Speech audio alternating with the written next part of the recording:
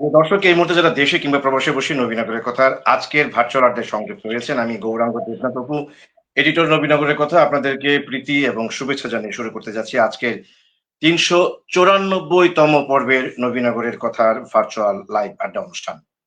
আজ ৭ই অক্টোবর ২০২৫। মুক্তিযুদ্ধের চেতনায় নবীনগরের প্রতিচ্ছবি এমন একটি মূল মন্ত্রকে আমরা হৃদয়ে ধারণ করে পথ চলতে শুরু করেছিলাম ৪ বছর আগে। দেখতে দেখতে ইতিমধ্যে আমরা ৩৯৩টি পর্ব শেষ করেছি। আর কদিন পরে আমরা ৪০০তম পর্বে এসে উপনীত হব।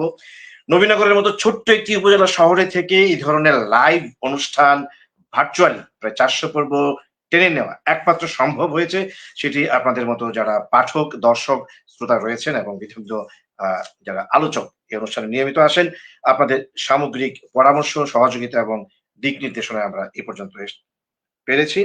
সেজন্য আপনাদের সবাইকে অনুষ্ঠানের শুরুতেই একবার সেলুট জানাচ্ছি।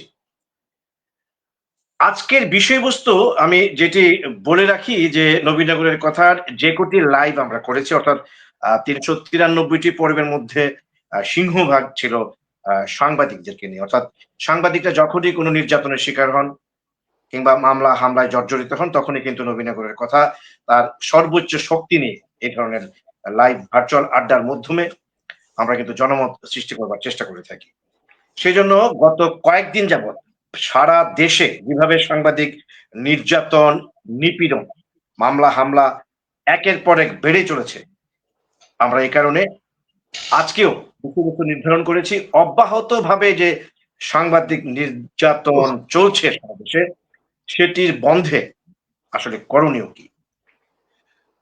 এই বিষয়ে কথা বলতে আমরা বেশ কয়েকজনকে আজকে আমন্ত্রণ জানিয়েছি। দেখতে পাচ্ছি আমাদের সঙ্গে দুজন ইতিমধ্যে যুক্ত হয়েছেন, যাদের একজন হচ্ছেন আমাদের নবীনগরের কথার টকশোতে যিনি এরই মধ্যে বহুবার এসছেন এবং নবীনগরের কথার দর্শকদের হৃদয় জয় করেছেন। তিনি হচ্ছেন প্রিয়ভাজন খাইরুল আলম রফিক ভাই, যিনি বাংলাদেশের অন্যতম জনপ্রিয় কাগজ প্রতিদিনের কাগজ যেটির সম্পাদক এবং সাম্প্রতিক কালে যিনি একটি প্রতিষ্ঠাতা এবং প্রধান হিসেবে দায়িত্ব নিয়েছেন সাংবাদিক নির্যাতন প্রতিরোধ সেল বাংলাদেশ। এটি ইতিমধ্যে সারা বাংলাদেশে বেশ নাড়া ফেলেছে। এটি নিয়ে কাজ শুরু করেছেন। আমরা সেই কথাগুলো আজকে আপনাদেরকে শোনানোর চেষ্টা করব এবং ঠিক আমার পাশে চট্টগ্রাম থেকে যুক্ত হয়েছেন একজন সাংবাদিক নেতা, মফস্বল সাংবাদিকদের নিয়ে যিনি দীর্ঘদিন কাজ করছেন। তিনি হচ্ছেন সুহাগ আরিফিন। তিনি চট্টগ্রাম রিপোর্টার্স অ্যাসোসিয়েশন তথা সিআর এর প্রেসিডেন্ট এবং বাংলাদেশ সাংবাদিক কমিউনিটি তথা বিএসসির যুগ্ম কনভেনর। সম্ভবত আরেকজন যুক্ত হয়েছেন, হ্যাঁ, যুক্ত হয়েছেন আমাদের আজহারুল হক আজহার ভাই, যিনি প্রথম আলোতে দীর্ঘদিন যাবৎ কাজ করছেন।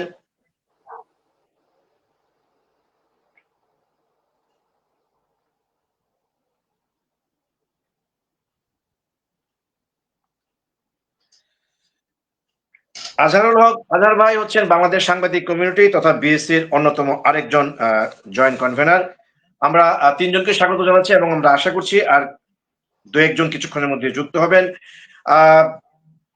সবাইকে আরো একবার স্বাগত জানিয়ে শুরু করতে যাচ্ছি আজকের বিষয়বস্তুটা। আরেকবার আপনাদেরকে মনে করি, সারা দেশে অব্যাহত সাংবাদিক নির্যাতন বন্ধে আমাদের করণীয় কি, এরকম একটি শীর্ষক আলোচনা আজকে আমাদের মূল বিষয়বস্তু। আমরা আলোচকদের বলবো যে আপনারা একটু মিউট থাকবেন, যখন যিনি কথা বলবেন তখন তিনি একটু আনমিউট হয়ে নেবেন। শুরুতে একটু আসতে চাই আমাদের খায়রুল আলম রফিক ভাইয়ের কাছে। এই কারণে আসতে চাই শুরুতেই যে তিনি সাংবাদিক নির্যাতন প্রতিরোধ সেল বাংলাদেশ গঠন করে তিনি কাজ শুরু করেছেন মূলত সাংবাদিক নির্যাতন বন্ধে কিভাবে নানান ভাবে এগিয়ে যাওয়া যায় সে বিষয়ে মূলত তিনি কথা বলবেন। যেহেতু আজকের বিষয়বস্তু হচ্ছে সারা দেশে অব্যাহত সাংবাদিক নির্যাতন বন্ধে আমাদের করণীয় কি, সে কারণে আমরা শুরুতেই আসতে চাই খায়রুল আলম রফিক, যিনি প্রতিদিনের কাগজের সম্পাদক এবং প্রতিষ্ঠাতা প্রধান সাংবাদিক নির্যাতন প্রতিরোধ সেল বাংলাদেশ। রফিক ভাই, আপনি যদি আমাকে শুনতে পেয়ে থাকেন, আজকের বিষয়বস্তুর আলোকে আসলে সারা দেশে যেভাবে নির্যাতন বেড়ে যাচ্ছে, আপনি দেখেছেন যে চট্টগ্রামে এখন টেলিভিশনের যিনি ব্যুরো চিফ এবং সেখানকার ক্যামেরা পার্সনের উপর যে ভয়াবহ তাণ্ডব চালিয়েছে সন্ত্রাসীরা, সেটির বিষয়ে কিন্তু সারা দেশ মানববন্ধন সহ নানান কর্মসূচি পালন করে যাচ্ছে। প্রশ্ন হচ্ছে এই ধরনের মানববন্ধন বিবৃতি দিয়ে তো কোনোভাবেই সাংবাদিক নির্যাতন, নিপীড়ন, মামলা হামলা বন্ধ করা যাচ্ছে না। আসলে এসব নির্যাতন বন্ধে আপনার যে প্রতিষ্ঠিত সাংবাদিক নির্যাতন প্রতিরোধ সেল বাংলাদেশ, সেটি আসলে কতটা কার্যকর ভূমিকা রাখতে পারবে বলে আপনি মনে করছেন? রফিক ভাই। হ্যাঁ, নবীনগর কথাকে অসংখ্য ধন্যবাদ। যে এর আগেও কিন্তু আমাকে 2 বার এই আলোচনায় এনেছেন। তখন বাংলাদেশের আমাদের খুব সিনিয়র সাংবাদিক সাহেবরা উপস্থিত ছিলেন, আমার অনেক বড় ভাইরা উপস্থিত ছিলেন। আসলে তাদের আজকে যে নবীনগরের যে কথার যে অনুষ্ঠানে আজকে যে 2জন অতিথি আমার পাশেই বসা আছেন, এর মধ্যে একজন হচ্ছে আমার খুব আদরের ছোট ভাই, তরুণ সাংবাদিক নেতা, যে সারা বাংলাদেশে ইতিমধ্যে আপনারা দেখেছেন যেখানেই সাংবাদিকদের নির্যাতন, হত্যা, জুলুম হচ্ছে, সেখানেই আমি সোহাগ আরফিনকে দেখতে পাই। হয় ঘটনাস্থলে চলে যায়, আর সামাজিক মাধ্যম থেকে শুরু করে সকল কর্মসূচিগুলি সে করে থাকে। এটি আমি মনে করি যে আমার ছোট ভাই অত্যন্ত গুরুত্ব দিয়ে এই নিপীড়িত সাংবাদিক নিপীড়িত নির্যাতনের বিষয়গুলি সে আলোচনার ঝড় তোলে। আরেকজন যিনি উপস্থিত আছেন, আমার খুব কাছের একজন বড় ভাই, আমার ধরতে গেলে যে সে আমার খুব আপনজন, প্রথম আলো সাংবাদিক আজহারুল ভাই। আমি এর আগেও একবার তার সঙ্গে যুক্ত হয়ে আমি খুব আনন্দ বোধ করেছিলাম। আমি মনে করেছিলাম যে কবে জানি আরেকবার তার সঙ্গে আমার দেখা হবে, কথা হবে, কখন আলোচনা হবে। কিন্তু নবীনগর কথার যে জনপ্রিয় উপস্থাপক আমার প্রিয় দাদা আজকে সেই সাথে আমাকে এই বড় ভাইকে এনে দিয়েছেন। এই জন্য আমি সত্যিকারই আপনার কাছে আমি কৃতজ্ঞ এবং ধন্যবাদ জানাই। রফিক ভাই, আপনি রফিক ভাই, আরেকজন জি, যুক্ত হয়েছেন, আপনার আরেকজন প্রিয় মানুষ, তিনি সোহেল আহমেদ, সম্পাদক, দৈনিক লাল সবুজের দেশ এবং অপরাধ জগৎ এবং বাংলাদেশ মফস্বল সাংবাদিক ইউনিয়নের তিনি সভাপতি। সারা দেশ ঘুরে সাংবাদিক নির্যাতনের বিরুদ্ধে যিনি কাজ করে যাচ্ছেন। সোহেল ভাই, আপনাকে আচ্ছা। স্বাগত জানাচ্ছি। আপনি জানেন দুজনের পরে আরেকজন যিনি আছেন, সোহেল ভাই শুধু একজন সম্পাদক নয়, সাংবাদিক নেতা নয়, তিনি কিন্তু আমারও উস্তাদ। কারণ আমার আহ, দ্বিতীয় পত্রিকাটি যেটি ছিল অপরাধ জগৎ, অপরাধ জগতে আমার খুব ভালো ভালো প্রতিবেদন ছিল। একসময় অপরাধ জগৎ পত্রিকাটি ম্যাগাজিনটি খুব আলোচিত ছিল সারা বাংলাদেশে। তখন ওই পত্রিকায় আমি কাজ করতাম, ময়মনসিংহ আঞ্চলিক প্রতিনিধি ছিলাম অনেক আগে। সোহেল ভাই আজকের এই অনুষ্ঠানে যুক্ত হয়েছি, এই জন্য সোহেল ভাইকে ধন্যবাদ। আজকে এই দুজন গুণীজন ব্যক্তি, একজন আজহারুল ভাই এবং সোহেল ভাইয়ের অনেক গুরুত্বপূর্ণ আলোচনা আমরা এখানে শুনবো। এই জন্য আমি সবাইকে ধন্যবাদ জানাই। কিন্তু যে প্রশ্নটি আজকে দাদা করেছেন যে চট্টগ্রামের এখন টিভি সাংবাদিকের যে হামলা হয়েছে, আচ্ছা বলি আমি একটি বিষয়। চট্টগ্রামে এখন টিভির সাংবাদিক এর উপর যেভাবে হামলা হয়েছে, এই হামলাটিকে আপনি সাধারণ হামলা দেখলে চলবে না। এটি একটি পরিকল্পিত হামলা। কে তাকে সেখানে নিয়ে গিয়েছিল, কারা নিয়ে গিয়েছিল, কিভাবে আপনি দেখেন হামলার যে ধরনটা, এখন টিভির সাংবাদিক যেভাবে হামলা করেছে, তার যে আঘাতের যে ধরন, এটি একটি পরিকল্পিত এবং হত্যাকাণ্ডের ঘটনা ঘটানোর চেষ্টা করেছিল। হয়তো আল্লাহ রহমত ছিল, কোনো কারণে সে বেঁচে যায়। এটি এই ধরনের হত্যাকাণ্ড আমি মনে করি কিছু কিছু ব্যর্থতা রয়েছে। আমাদের আমাদের ব্যর্থতাগুলি বলবো আজকে, যেহেতু এখানে সুযোগ পেয়েছি। একটু সময় দেন আমাকে প্রিয় দাদা। আমি বলবো আপনি শুরু থেকে বলবো 2012 সালে আমার প্রিয় ভাই বোন সাগরণী হত্যাকাণ্ড। সাগরণী হত্যাকাণ্ডের বিচার না হওয়ার কারণে বাংলাদেশে যতগুলি হত্যাকাণ্ড এরপরে হয়েছে এবং নির্যাতিত হয়েছে, অনেক সাংবাদিক পঙ্গু হয়েছে, অনেকে চোখ হারিয়েছে, অনেকেই চোখগুলো অন্ধ করে দিয়েছে, অনেকে কারাগারে ঢুকিয়ে তাকে নির্যাতন করা হয়েছে। এটি কিন্তু সাগররত্নী হত্যাকাণ্ডের বিচার না হওয়ার কারণে এরা কিন্তু এই সাহসটা পেয়েছে। আমি বলবো আমাদেরকে বাংলাদেশে সহজ একটি উপায় আছে। এই উপায়ের নাম হচ্ছে সাংবাদিক নির্যাতন করলে বিচার হয় না। এটি একটি বাচ্চা শিশু, ছোট বাচ্চাও এখন জানে সাংবাদিকদেরকে মারলে পিটালে সামান্য আমরা কিছুদিন 2-1 দিন আন্দোলন করি, মানববন্ধন করি, নিন্দা জানাই, আমাদের ঘৃণা জানাই। আসলে তো নিন্দা ঘৃণা এটি একটি স্বাভাবিক প্রক্রিয়া হয়ে গেছে এখন। এটি আমাদের একটা স্বাভাবিক প্রক্রিয়া। ওরা খুনিরা জানে, হামলাকারীরা জানে, দুর্নীতিবাজরা জানে মাদক ব্যবসায়ীরা জানে যে এই সামান্য কয়েকদিন সাংবাদিকরা ভেউ ভেউ করবে, কিন্তু তাদের কাজ যখন হবে তখন তারা তাদের কাজগুলি আদায় করে নেবে, আমাদেরকে হামলা করবে, মারবে, কাটবে, আমাদেরকে মামলা দিয়ে জেলে ঢুকিয়ে দিবে। যেমন দেখেন, এই পর্যন্ত এই 10 দিনে যে সাংবাদিকগুলিকে নির্যাতন করা হয়েছে, এবং খুলনাতে এক ভাইকে, আপনি জানেন ভাইয়া, দাদা, সাংবাদিক তহিন হত্যাকাণ্ডের পর আমার কাছে মনে হয়েছে সারা বাংলাদেশে সকল সাংবাদিকদের একটা ঐক্য আছে।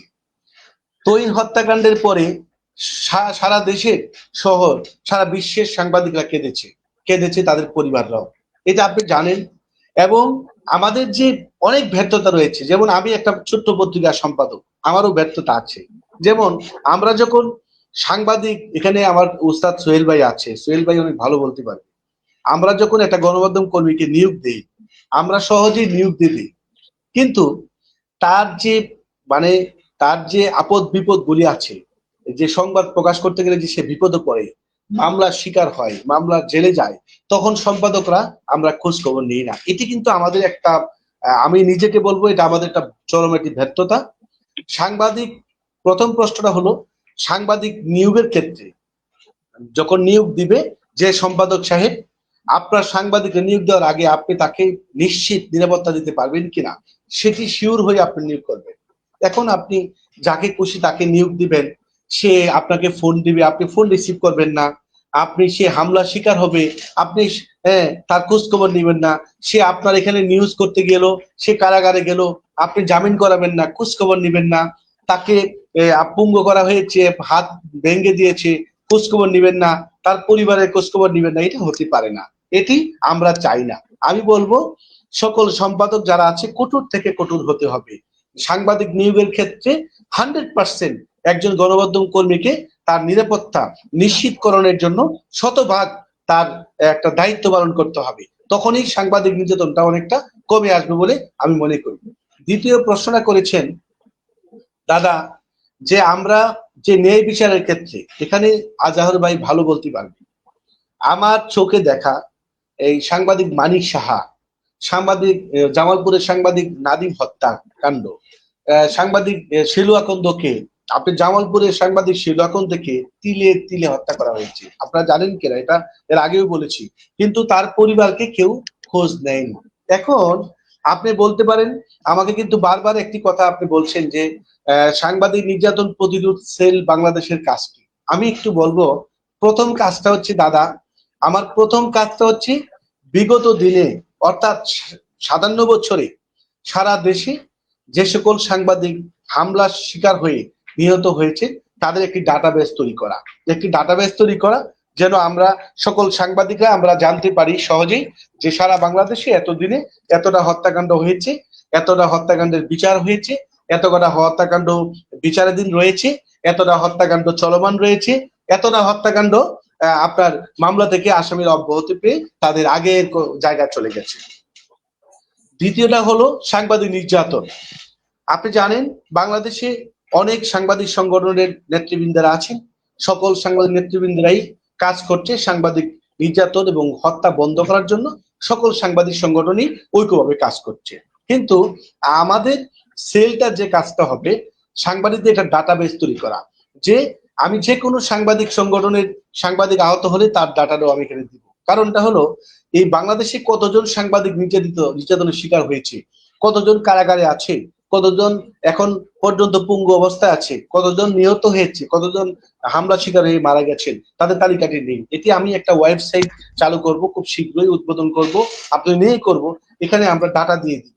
আচ্ছা, তৃতীয় কাজটা আমরা সিদ্ধান্ত নিয়েছি, 8টি বিভাগে আমরা 8জনকে আমরা বিভাগীয় প্রদান করেছি, ইউনিট প্রধান। আমরা বিভাগীয় প্রধান না, এটা ইউনিট প্রধান। আমরা প্রত্যেক বিভাগে এবং প্রত্যেক জেলায় একজন ইউনিট প্রধান থাকবে, তাদের জেলাগুলিতে পেশাদার যারা সাংবাদিক রয়েছে। আমরা দেখেন অনেক সাংবাদিক সংগঠন আছে, কেউ হামলার শিকার হলেই তাৎক্ষণিক ফেসবুকে প্রতিবাদ দিয়ে দেয়।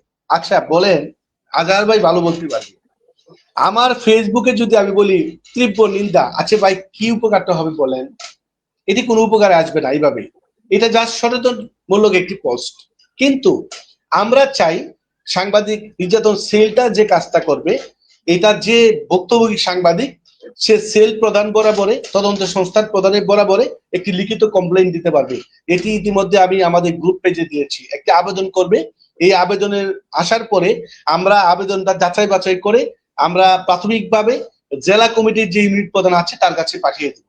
তিনি এটি যাচাই বাছাই করবে ওই ভদ্রলোক সাংবাদিক, পেশাদার সাংবাদিক কিনা, কতদিন গণমাধ্যমে কাজ করে, আসলে গণমাধ্যম কাজ করে কিনা, এটি সকল কিছু যাচাই বাছাই করে তিনি আমাদের ওই অভিযোগ পত্রে আঙ্গিকে লিখে দিবে যে তিনি পেশাদার সাংবাদিক, এই তিনি ভুক্তভোগী, তার অভিযোগটি তদন্ত করা হোক, করা যেতে পারে। তখন এটি বিভাগীয় ইউনিট প্রদানের মাধ্যমে আমরা এই আবার প্রধান কার্যালয়ে আসবে খুব দ্রুত সময়ের মধ্যে। এটি আমরা একটা তদন্ত কমিটি গঠন করে 3 সদস্য একটি তদন্ত কমিটি গঠন করবো। আমরা তদন্ত ইতিমধ্যে তদন্ত সেল গঠন করেছি। সেখানে অবসরপ্রাপ্ত পুলিশ সদস্য যারা আছে, পুলিশ কর্মকর্তা, তাদেরকে আমরা এখানে যুক্ত করছি এবং বিজ্ঞ আইনজীবী আমরা যুক্ত করছি এবং বিজ্ঞ যারা যারা বিজ্ঞ আমাদের মানবাধিকার কর্মী আছে তাদেরকে এখানে যুক্ত করছি, সিনিয়র সাংবাদিকরা যুক্ত করছি। পাশাপাশি এখানে আমরা আছে আপনার সামরিক বাহিনীর 2-1 জন অপসারণ কর্মকর্তাকে আমরা এখানে নিয়ে আসবো ওনার অ্যাডভাইজার হিসাবে। আনার পরে আমরা এখানে একটা তদন্ত সংস্থার মাধ্যমে 3 সদস্য কমিটি আমরা সরেজমিনে আমরা তদন্ত করাবো। তদন্ত করে আমরা একটা সেল প্রদান বরাবরে তারা একটা প্রতিবেদন দাখিল করবে যে আসলে কি কারণে কেন সাংবাদিকরা হামলা হলো, কারণটা কি, স্পেসিফিকলি কারণটি নির্ধারণ করবে এই প্রতিবেদনে। আমরা প্রতিবেদন পাওয়ার পরে আমাদের বিজ্ঞ আইনজীবীর মাধ্যমে সংশ্লিষ্ট পুলিশের কর্মকর্তাদের কাছে আমরা চিঠি লিখব এবং প্রত্যেক জেলায় আমাদের একজন বিজ্ঞ আইনজীবী থাকবে, সেল প্রধান থাকবেন, তার মাধ্যমে আমরা বিজ্ঞ আদালতে আমরা এই কাগজগুলো দাখিল করব। আমরা ন্যায় বিচারের স্বার্থে যদি ওই সাংবাদিক সাহেব মামলা করতে ভয় পায়, আমরা আমাদের আইনজীবীর মাধ্যমে আমরা মামলা করার আইনি সহায়তা দিব। দ্বিতীয় আরেকটি যে কাজগুলি আমরা হাতে নিয়েছি আপনাকে একটু বলতে চাই দাদা, যেহেতু সময় দিয়েছেন। আমরা এই 57 বছরে আমি দেখেছি যে স্পেসিফিকলি বাংলাদেশে সাংবাদিকদের কোনো তালিকা তৈরি করা বা নির্যাতন যারা সাংবাদিক হয়েছে তাদের তালিকা তৈরি করা বা তার ন্যায় বিচার পাওয়া, আইনি সহায়তা দেওয়া সরাসরি কোনো সেল বা কোনো সংগঠন নেই। এ কারণে আমরা এই সংগঠনে এই সেলটাকে আমরা প্রত্যেকটা সাংবাদিক সংগঠন থেকে যারা একদম ভালো মানে সাংগঠনিক কার্যক্রমে জড়িত তাদেরকে আমরা এখানে সেলে অংশগ্রহণ করার জন্য আমরা ইতিমধ্যে আমরা চিঠি দিয়েছি। আমরা এখানে ভালো ভালো সাংবাদিককে অ্যাড করব এবং সেই মাধ্যমে আমরা এই সেলটাকে আমরা কঠোরভাবে আমরা একটা নিয়ন্ত্রণ করব। যেখানেই সাংবাদিক নির্যাতন হবে এই সেল প্রধান আমরা ঠিক একটি প্রতিবেদন তৈরি করব, তার নামে একটা ফাইল হবে এবং অনলাইনে সে দেখতে পারবে যে আসলে কি কারণে আমার সাংবাদিক ভাই হামলা নির্যাতনের শিকার হয়েছে। এটি ডাটাবেস করে যারা হামলাকারী, যারা অপরাধী তাদের প্রতিবেদন আসবে, আমরা সংশ্লিষ্ট মন্ত্রণালয়ে আমরা চিঠি লিখে আমরা আইনি সহায়তা দিব এবং যতক্ষণ পর্যন্ত যদি ওই জেলা পুলিশ কর্মকর্তারা যদি কোনো ব্যবস্থা না নেয় তাহলে আমরা উচ্চ আদালতে আমাদের বিজ্ঞ আইনজীবীর মাধ্যমে সেটি উপস্থাপন করে আমরা রিট করব। এটি আমাদের একটা চরম সিদ্ধান্ত আমরা নিয়েছি।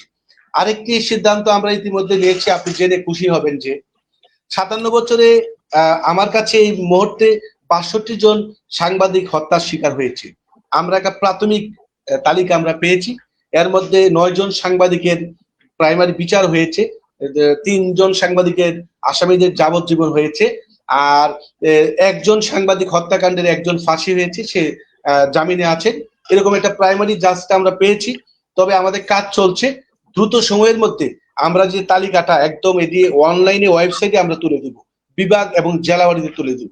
আরেকটি বিষয় যে আমরা কাজ করছি, ইতিমধ্যে আপনারা জানেন যে সকল সাংবাদিকরা মারা গেছেন বিগত দিনে বা নির্যাতনের শিকার হয়েছেন, হামলার শিকার হয়ে মারা গেছেন, তাদের পরিবার, তাদের ছেলে সন্তানরা কি অবস্থা আছে, আমাদের সংঘ সেল একটা ফান্ড গঠন করছি আমরা, সেখানে দাতা সংস্থা আছে, আমরা কাজ করছি।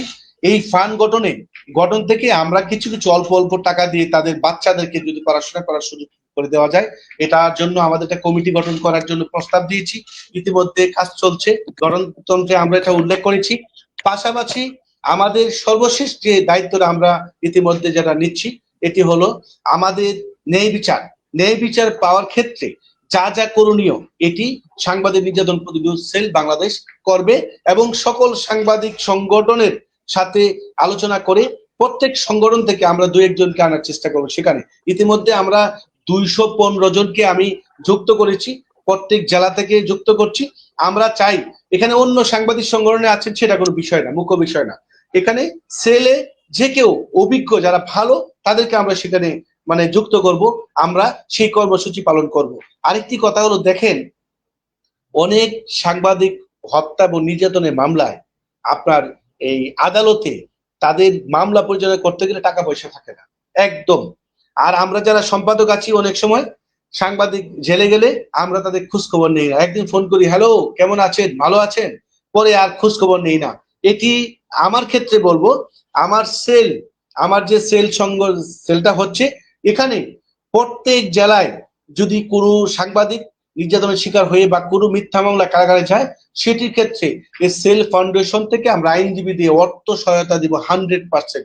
এখানে আমরা এটা নিয়ে কাজ করছি। ইতিমধ্যে আপনারা দেখেছেন আমি আসলে অনেক ব্যস্ত থাকি, একটি পত্রিকা চালাই, ছোট একটি পত্রিকা চালাই, কিন্তু যখন আপনাদের মতন যারা অভিজ্ঞ সাংবাদিক ভাইরা যখন এই ছোট ছোট টক শো গুলিতে আসেন, সোহেল ভাই বলেন, আজাহার ভাই বলেন, আমাদের আরেকদিন সোহাগ বলেন, আরো অনেক ভাইরা আসেন, আমার কাছে মনে হয় তখন আমার বুকটা গর্বে ভরে যায়। যখন এমন ভাবে ভরে যায় যে দুটি মনের কথা বলতে পারি, মনের কষ্টগুলো বলতে পারি, আমার সিনিয়রদের কথা আমি শুনতে পারি, জুনিয়রদের কথা শুনতে পারি, অনেক অজানা তথ্যগুলি আমরা জানতে পারি। তবে আমি যেন ভালোভাবে কাজ করতে পারি, আপনাদের সার্বিক সহায়তা চাই, আপনাদের আপনাদের ভাই হিসেবে থাকতে চাই। আমার ভুল ত্রুটি হলে ক্ষমার দৃষ্টি দেখে যেন ওই সেলটাকে আমরা খুব কঠোর থেকে কঠোর ভালোভাবে আমরা এটা নিয়ন্ত্রণ করতে পারি, আমি এই প্রত্যাশা করি ইনশাল্লাহ। দাদা অনেক ধন্যবাদ, অনেক ধন্যবাদ। একেবারে মন্ত্রমুগ্ধের মতো শুনছিলাম আমাদের খায়রুল আলম রফিক ভাইয়ের নানান বিষয়ের উপর তার যে আহ, একেবারে তথ্যবহুল একটি অসাধারণ আলোচনা। আমরা একটু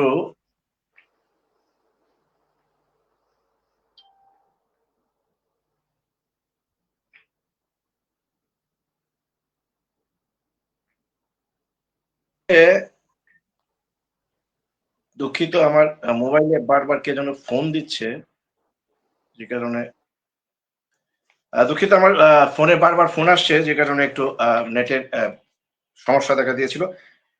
রফিক ভাই, আপনাকে অসংখ্য ধন্যবাদ। একটু আসতে চাই পরবর্তী একজন আলোচকের কাছে, যিনি আমাদের সোহেল আহমেদ। এই প্রথমবারের মতো তিনি যুক্ত হয়েছেন। তিনি দৈনিক লাল সবুজের দেশ এবং অপরাধ জগৎ পত্রিকার সম্পাদক হিসেবে দায়িত্ব পালন করছেন, এবং বাংলাদেশ মফস্বল সাংবাদিক ইউনিয়ন, যেটি সারা দেশে সাম্প্রতিককালে বেশ একটি আলোড়ন তুলেছে, সেটির সভাপতি। আমরা তার কাছে একটু জানতে চাইবো, যদি সোহেল ভাই আপনি শুনতে পেয়ে থাকেন আমার কথা, খায়রুল আলম রফিক ভাই যেভাবে তার যে প্রতিষ্ঠিত সাংবাদিক নির্যাতন প্রতিরোধ সেল বাংলাদেশের পক্ষ থেকে কিভাবে সাংবাদিকদের নির্যাতন বন্ধ করা যায় তার একটি বিস্তারিত প্রতিবেদন আকারে তিনি তুলে ধরেছেন। আপনার কাছে আমার প্রশ্ন হচ্ছে, আপনি বাংলাদেশ মফস্বল সাংবাদিক ইউনিয়নের সভাপতি হিসেবে সারা দেশ ঘুরে বেড়াচ্ছেন। দেশটি স্বাধীন হয়েছে 54 বছর পার হয়ে গেল। 54 বছর পর এখন সাংবাদিক নির্যাতন প্রতিরোধ সেল বাংলাদেশ গঠন করে খায়রুল আলম রফিককে সাংবাদিক নির্যাতন বন্ধে কি কি পদক্ষেপ নেওয়া যায়, কিভাবে এগোনো যায়, সেই বিষয়গুলোতে তিনি কাজ করবার একটি উদ্যোগ নিয়েছেন। বিনয়ের সঙ্গে আপনার কাছে প্রশ্ন করবো, আপনারা যারা সাংবাদিকদের নেতা, আমাদের নেতা, সারা দেশ ঘুরে বেড়ান, বাংলাদেশের সবচেয়ে বড় সাংবাদিক সংগঠন জাতীয় প্রেস ক্লাব, কিংবা তার উল্টো দিকে যেটি ঢাকা রিপোর্টার্স ইউনিটি, কিংবা যদি আপনি সাংবাদিক সংগঠন যেগুলি বাংলাদেশের সুউচ্চ পর্যায়ে অবস্থান করছে, বাংলাদেশ ফেডারেল সাংবাদিক ইউনিয়ন, সাংবাদিক ইউনিয়ন সহ অন্তত গোটা 10টি সংগঠন আছে, বাংলাদেশ সরকার সহ সবাই যাদেরকে খুব সেলুট জানাই। তাহলে রফিক ভাইয়ের 54 বছর পরে এসে এখন সাংবাদিক নির্যাতন প্রতিরোধ সেল গঠন করে কিভাবে সাংবাদিক নির্যাতন বন্ধ করা যায় তিনি তার পদক্ষেপগুলো জানালেন। তাহলে এইসব জাতীয় সাংবাদিক সংগঠন তথা আপনি আপনার সংগঠন এই 54 বছর আপনারা কি দায়িত্ব পালন করলেন, এবং আজকে যে সারা দেশে অব্যাহত সাংবাদিক নির্যাতন বন্ধে আমাদের করণীয় কি, এরকম একটি শীর্ষক আলোচনায় আপনি কি বলবেন? আদৌ কি বন্ধ করতে পারবেন সাংবাদিক নির্যাতন, এই এই যে একটু অব্যাহত ধারা চালু হয়েছে? সবাইকে একটু মিউট থাকতে বলবো, কথা বলছেন সোহেল আহমেদ। ধন্যবাদ বরঙ্গদা।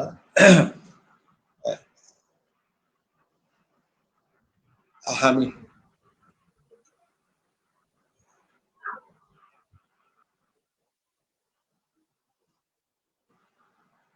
ধন্যবাদ গৌরঙ্গদা। আজকে নবীনগর কথা, আমার কথা কি শুনতে পাচ্ছেন? জি আমার জি শুনতে কথা কি পাচ্ছি, শোনা যাচ্ছে? শুনতে পাচ্ছি। আমাদের সঙ্গে এই মুহূর্তে যুক্ত হয়েছেন ধন্যবাদ। সোহেল ভাই। সোহেল ভাই 10 সেকেন্ড, সোহেল ভাই 10 সেকেন্ড। আমাদের সঙ্গে যুক্ত হয়েছেন কালের কণ্ঠ মাল্টিমিডিয়ার যিনি হেড অফ মাল্টিমিডিয়া, আর গাউস রহমান পিয়াস। পিয়াস ভাই, আমি আপনাকে দেখতে পাচ্ছি না, বাট আপনি যুক্ত হয়েছেন। আপনি একটু লিড নিয়ে আবার যুক্ত হতে হবে। আরেকজন যুক্ত হয়েছেন কালের কণ্ঠ মাল্টিমিডিয়ার কিশোরগঞ্জ থেকে সাইদুর রহমান নাইম, আমাদের বিএসসির নেতা। তবে এই মুহূর্তে যেহেতু Gaus Rahman Piyas head of news মাল্টিমিডিয়ার যিনি যুক্ত হয়েছেন, তাকে আমরা দেখতে পাচ্ছি না। পিয়াস ভাই, আপনি যদি একটু লিড নিয়ে নতুন করে আবার যুক্ত হন। জি সোহেল ভাই। আমার লাইনটা কি ডিস্টার্ব হচ্ছে? সোহেল ভাই, আপনাকেও দেখতে পাচ্ছি না। ক্যামেরা তো অন, আপনার আমি তো ক্যামেরাটা ক্যামেরা বোধহয়, অন করতে পারতেছি না। আপনার ক্যামেরাটা অফ হয়ে গেছে। হ্যাঁ, তাই তো দেখতেছি। আপনি CAM ওই আমার কথা ক্যাম, শুনতে পাচ্ছেন? ওটাতে ওই কথা শুনতে পাচ্ছি। জি এখন ঠিক আছে। একটু সবাই জি, একটু মিউট থাকবেন, সবাই একটু প্লিজ মিউট আসসালামু থাকবেন। আলাইকুম। আজকের নবীনগর কথা লাইভ টক শোর এই আজকের অনুষ্ঠানের আমার অত্যন্ত শ্রদ্ধাভাজন উপস্থাপক গৌরঙ্গ দেবনাথ অপুদা উপস্থিত আছেন। ইতিমধ্যে আপনারা খায়রুল আলম রফিক যে ভাই, যে মানে অত্যন্ত একজন জনপ্রিয় সম্পাদক, একজন সাংবাদিক, তিনি ইতিপূর্বে যে বক্তব্য বা কথাগুলি বলে গেছেন, আসলে আমি মনোযোগ দিয়ে শুনতেই ছিলাম। আপনার প্রশ্নটা এমন ছিল যে সাংবাদিক নির্যাতন প্রতিরোধ সেল গঠনে কি কতটুকু সাংবাদিক নির্যাতন প্রতিরোধ হবে। আমি মনে করি এই 54 বছরের পর এই খায়রুল আলম রফিক যে পদক্ষেপটা গ্রহণ করেছে, এটা অত্যন্ত একটা সাহসী পদক্ষেপ। আমি খুব সংক্ষিপ্ত সময় কথা বলবো। আর আমি ধন্যবাদ জানাই, প্রথম আমি নবীনগর টিভি এই একটি অনুষ্ঠানে আমি আসতে পেরে আসলেই নিজেকে ধন্য মনে করছি। আর আসার মূল কারণ হচ্ছে, যেহেতু সাংবাদিকদের কথা হবে, এখানে অন্য কেউ থাকবে না, আর আমরা ছোটখাটো সাংবাদিকতা করি, এই অতএব এখানে আসা যায়। অন্য কোথাও হলে আমি আসতাম না। তো আমি একটু পিছনে যাই, যে 2002-03 সালের আমরা ঢাকা সাংবাদিক ইউনিয়নের সদস্য ছিলাম। তখন আলতাফ মাহমুদ ছিলেন সভাপতি। তো ওখানে দুইটা ভাগ, একটা হলো বিএনপি, একটা হলো আওয়ামী লীগের।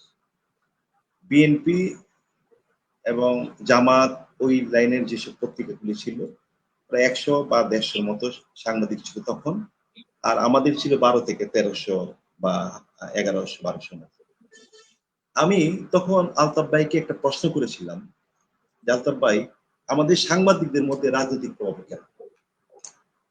এবং তিনি তখন সদ উত্তর দিতে পারেননি। কোন রকমে আমাকে কাটিয়ে মাটিয়ে একটি বক্তব্য বলে শেষ করেছে। দেখুন, আজকে এই 17 বছর আওয়ামী লীগ ক্ষমতা থাকার পর আবার যখন এই সরকার আসলো, এখন বিএনপি এই আমাদের ডিউজ বা অন্যান্য সাংবাদিক সংগঠন পরিচালনা করছে। আমাদের ঐক্যটা থাকবে কিভাবে? সাংবাদিক নির্যাতন যে সেল করা হয়েছে বা সাংবাদিক সংগঠনগুলি যে আছে সারা বাংলাদেশে, আপনারা ঢাকা শহরে প্রেস ক্লাব, ঢাকা সাংবাদিক ইউনিয়ন, ফেডারেল সাংবাদিক ইউনিয়ন সহ অন্যান্য যেসব সংগঠন রয়েছে, তারা যদি রাজনৈতিক প্রভাবে প্রভাবিত হয়, তাহলে সারা দেশে কিভাবে সাংবাদিকরা নিরাপত্তা পাবে? এই যে খায়রুল যে কথাগুলি বলেছে যে বিভিন্ন জায়গায় বকশীগঞ্জ, জামালপুর, খুলনা, চট্টগ্রাম এই যে নির্যাতন হচ্ছে, এই যে একের পর এক নির্যাতন হচ্ছে, একটা বার খেয়াল করেন তো, জাতীয় পর্যায়ে এই পর্যন্ত কয়টা সাংবাদিক সংগঠন ওই সাংবাদিকের পাশে দাঁড়িয়েছে? এই যে তুহিন হত্যাকাণ্ড, রফিকের সাংবাদিক, হ্যাঁ, তখন আমরা যারা ছোটখাটো বলেন যেভাবে বলেন মাঠ পর্যায়ে গিয়েছি, গাজীপুর গিয়েছি, বিভিন্ন সাংবাদিক সংগঠন এগিয়ে আসছে, কিন্তু জাতীয় পর্যায়ে কয়টা সাংবাদিক সংগঠন, সাংবাদিক নেতা তখন বিবৃতি দিয়েছে? হ্যাঁ, দিয়েছে। যে কখন? যখন আমরা জীবনের রিস্ক নিয়ে এই গাজীপুর গিয়ে আমরা প্রতিবাদ করেছি, আমরা মানববন্ধন করেছি, বিচার চেয়েছি, তখন আস্তে আস্তে পরে এসছে। আজকে রফিক যে সাংবাদিক নির্যাতন প্রতিরোধ সেল গঠন করার উদ্যোগ নিয়েছে, ইতিমধ্যে সে কার্যক্রম শুরু করেছে, আমি নিঃসন্দেহে তাকে অভিনন্দন জানাই। কেন জানাই?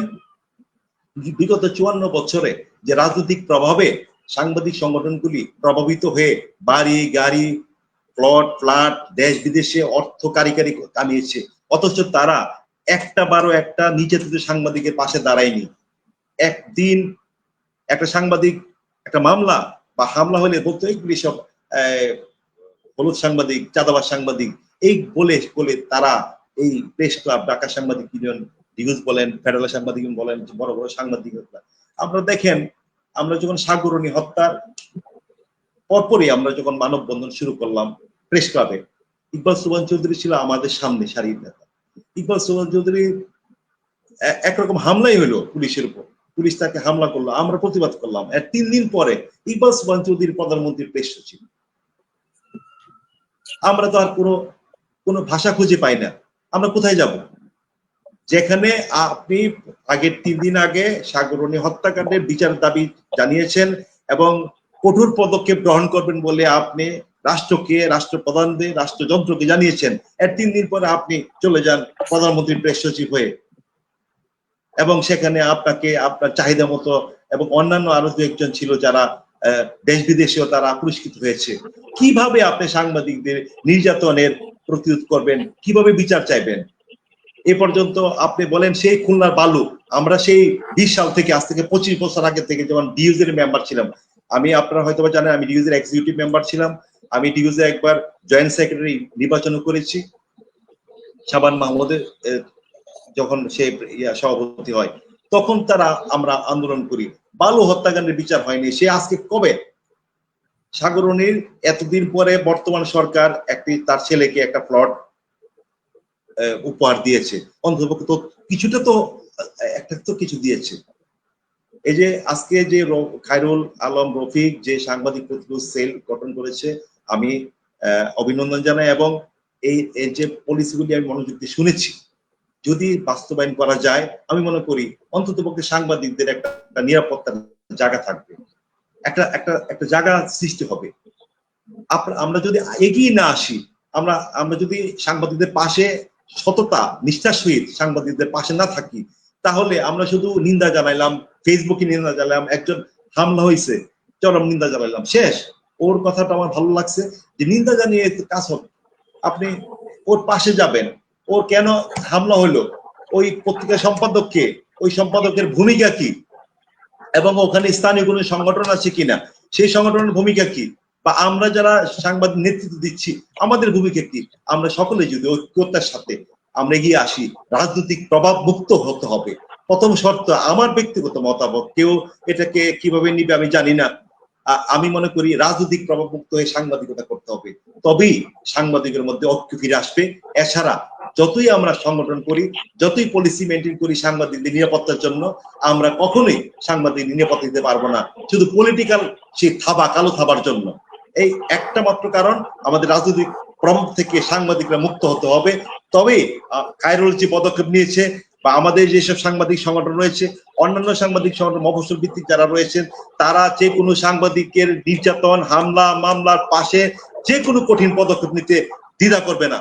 আমি ছোট্ট করে একটু বলবো, আসুন আমরা ঐক্যের সাথে, আমরা ছোট বড় মফস্বল বা যেখানে যেসব সাংবাদিকরা আছে, অনলাইন ভিত্তিক সাংবাদিক যদি থাকে, তারা খাটুন না করে তাদেরকে সঠিক রাস্তা দেই, প্রয়োজনে প্রশিক্ষণের ব্যবস্থা করি, প্রয়োজন তাদের শিক্ষার, সাংবাদিকদের যারা একটু অবহেলা করে তাদেরকে একটা শিক্ষার ব্যবস্থা করেন, প্রয়োজন মধ্যে এরা যে কোনো একটা অনলাইনে সাংবাদিক করলে উৎসাহ প্রদান করে। আমরা কি করি, ওই এটা আন্ডারগ্রাউন্ড সাংবাদিক, আন্ডারগ্রাউন্ড পত্রিকা, ওই পত্রিকা চলে না, এটা হলুদ পত্রিকা, আমরা নিজেরাই নিজেদের মাংস খাওয়া শুরু করি।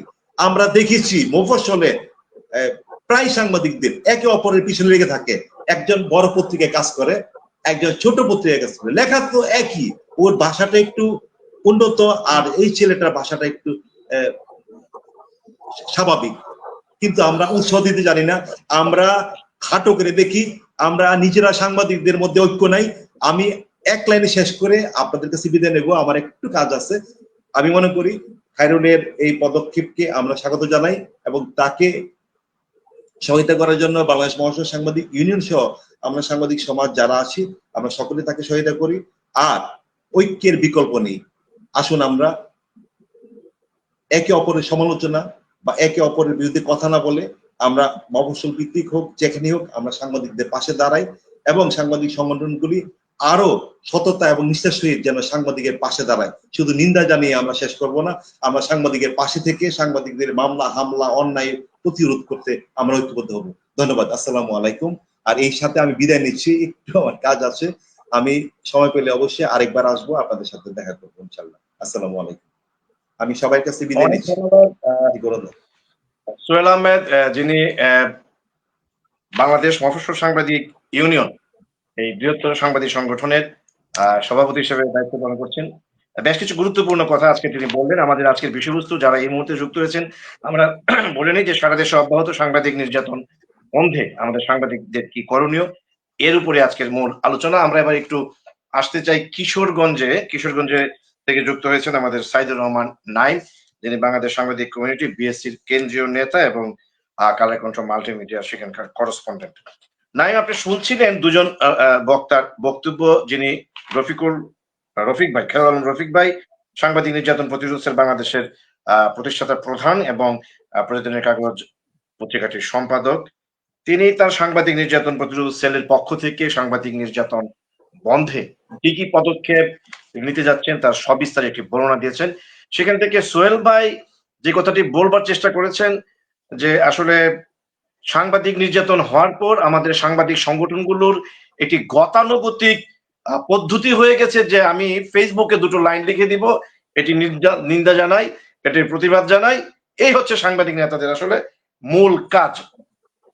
বাংলাদেশে বৃহত্তর সবচেয়ে বড় সাংবাদিক সংগঠন জাতীয় press club, Dhaka reporters unity, Bangladesh federal সাংবাদিক ইউনিয়ন সহ যে 10টি মিনিমাম একেবারে সর্বোচ্চ পর্যায়ে সাংবাদিক সংগঠন আছে, সেই সমস্ত সংগঠনগুলো অনেকটা নিষ্প্রভ।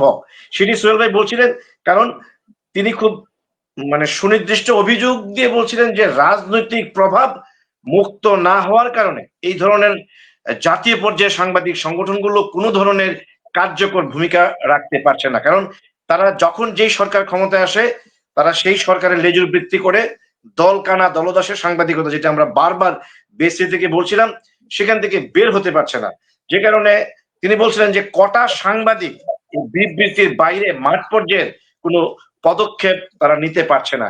কারণ কোনো ধরনের কর্মসূচি নিয়ে মাঠে নামতে গেলেই সরকারের কুপানলে পড়তে হবে, এবং তারা মনে করেন এই সমস্ত সাংবাদিক বড় বড় সংগঠনের নেতারা যে কুপানলে পড়বার থেকে যদি আসলে ভালো কিছু সুযোগ সুবিধা পাওয়া যায়, রাষ্ট্রীয় নানান জায়গায় রাষ্ট্রীয় সরকার প্রধানদের সঙ্গে দেশ বিদেশে ঘোরা যায়, তাহলে সারা দেশের সাংবাদিকরা মরলো না বাঁচলো তাতে তো আমাদের কিছু আসে যায় না। এরকম একটা পরিস্থিতিতে রফিক ভাই তথ্য দিলেন ৬২ জন সাংবাদিক যখন গত ৫৪ বছরে মৃত্যুবরণ করেন সাংবাদিক নির্যাতনের ঘটনায়, তখন এই ৫৪ বছরে মাত্র ৯ জন সাংবাদিকের বিচার হয়েছে। বাকিদের ৫৩ জনের বিচার হয়নি, শুধুমাত্র রাজনৈতিক প্রভাব থেকে মুক্ত হতে পারেননি আমাদের সাংবাদিক নেতারা। আপনি কি এর সঙ্গে সহমত পোষণ করে কিছু বলবেন, নাকি এটি কি মিথ্যা প্রমাণ করবেন? নাইমুল ইসলাম, দুঃখিত, সাইদুর রহমান নাইম। ধন্যবাদ। আজকের অনুষ্ঠানের উপস্থাপক গৌরঙ্গ দেবনাথ অপু দাদা এবং বিজ্ঞ আলোচক, বিচক্ষণ আলোচক এবং 10টা সেকেন্ড ভাই, আমার সঙ্গে এই মুহূর্তে যুক্ত হয়েছেন আমাদের কালের কণ্ঠ মাল্টিমিডিয়া, যেটিতে তুমি নিজেও কাজ করো, সেটির head of news Gaus Rahman Piyas. Piyas ভাইকে আজকে পেয়েছি আমাদের এই অনুষ্ঠানে। এরকম একজন প্রতিদোষা সাংবাদিক যখন নবীনগরের কথাই সংযুক্ত হন, তখন আমরা তাকে অন্তঃস্থল থেকে প্রাণ ভরে ফেরত জানাই। পিয়াস ভাই, আপনাকে স্বাগত জানাচ্ছি। আমরা কথা শুনছিলাম আপনার মাল্টিমিডিয়া যিনি কিশোরগঞ্জে কাজ করছেন সেই সাইদুর রহমান নাইমের বক্তব্য। নাইম।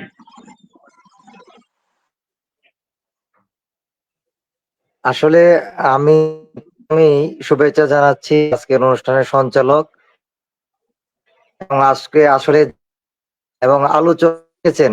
আমার মুখ দিয়ে আসলে কথা আসবে কিনা পড়ে গেলাম।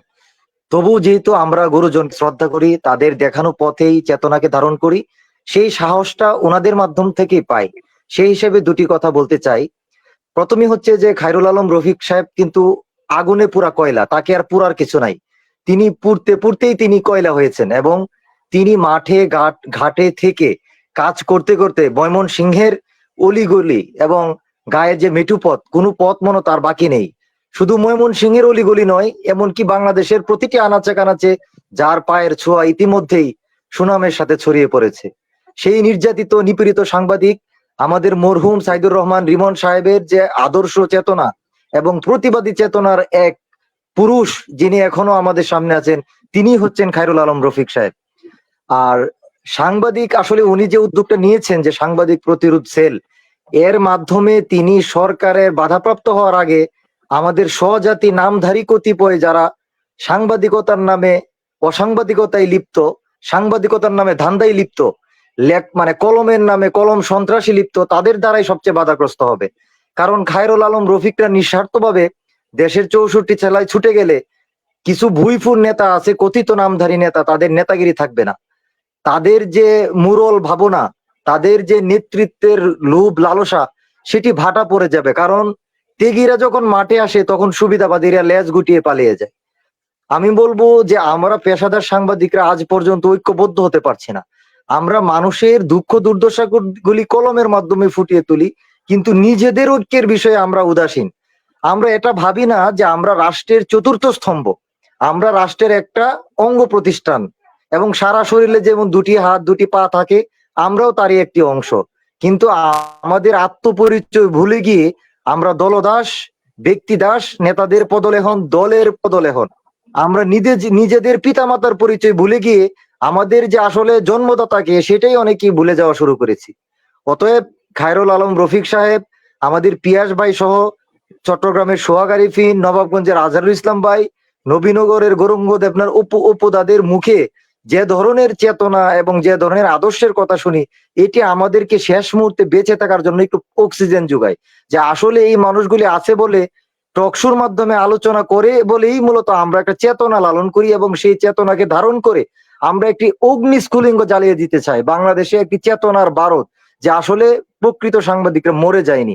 তারা যদি ঐক্যবদ্ধ হয়, তাহলে যারা ভুইপুর আছে, প্রতারক, পদলেহনকারী, পাচাটা, সাংবাদিকতার নেতার নামে যারা পদ দখল করে আছে, এসি রুমে বসে অট্ট হাসি দেয়, তাদেরকে আমরা এসি রুম থেকে বের করে ঘাট ধরে রাস্তায় নিয়ে আসবো। যে আমরা অপসাংবাদিক নেতা আমরা দেখতে চাই না। সাংবাদিকতা নেতা হতে হলে আপনাকে ভালো গণমাধ্যম কর্মী হতে হবে। আজকাল আমরা ঢাকায় দেখি অনেক নেতা, কিন্তু তারা কোন পত্রিকায় কাজ করে সেটা আজ পর্যন্ত জানি না, কিন্তু সাংবাদিক নেতা সেজে বসে আছেন। এই সব নেতা নামেদের অখ্যাত যারা নেতা আছে, তাদেরকে আমাদেরকে জেটিয়ে বিদায় করতে হবে।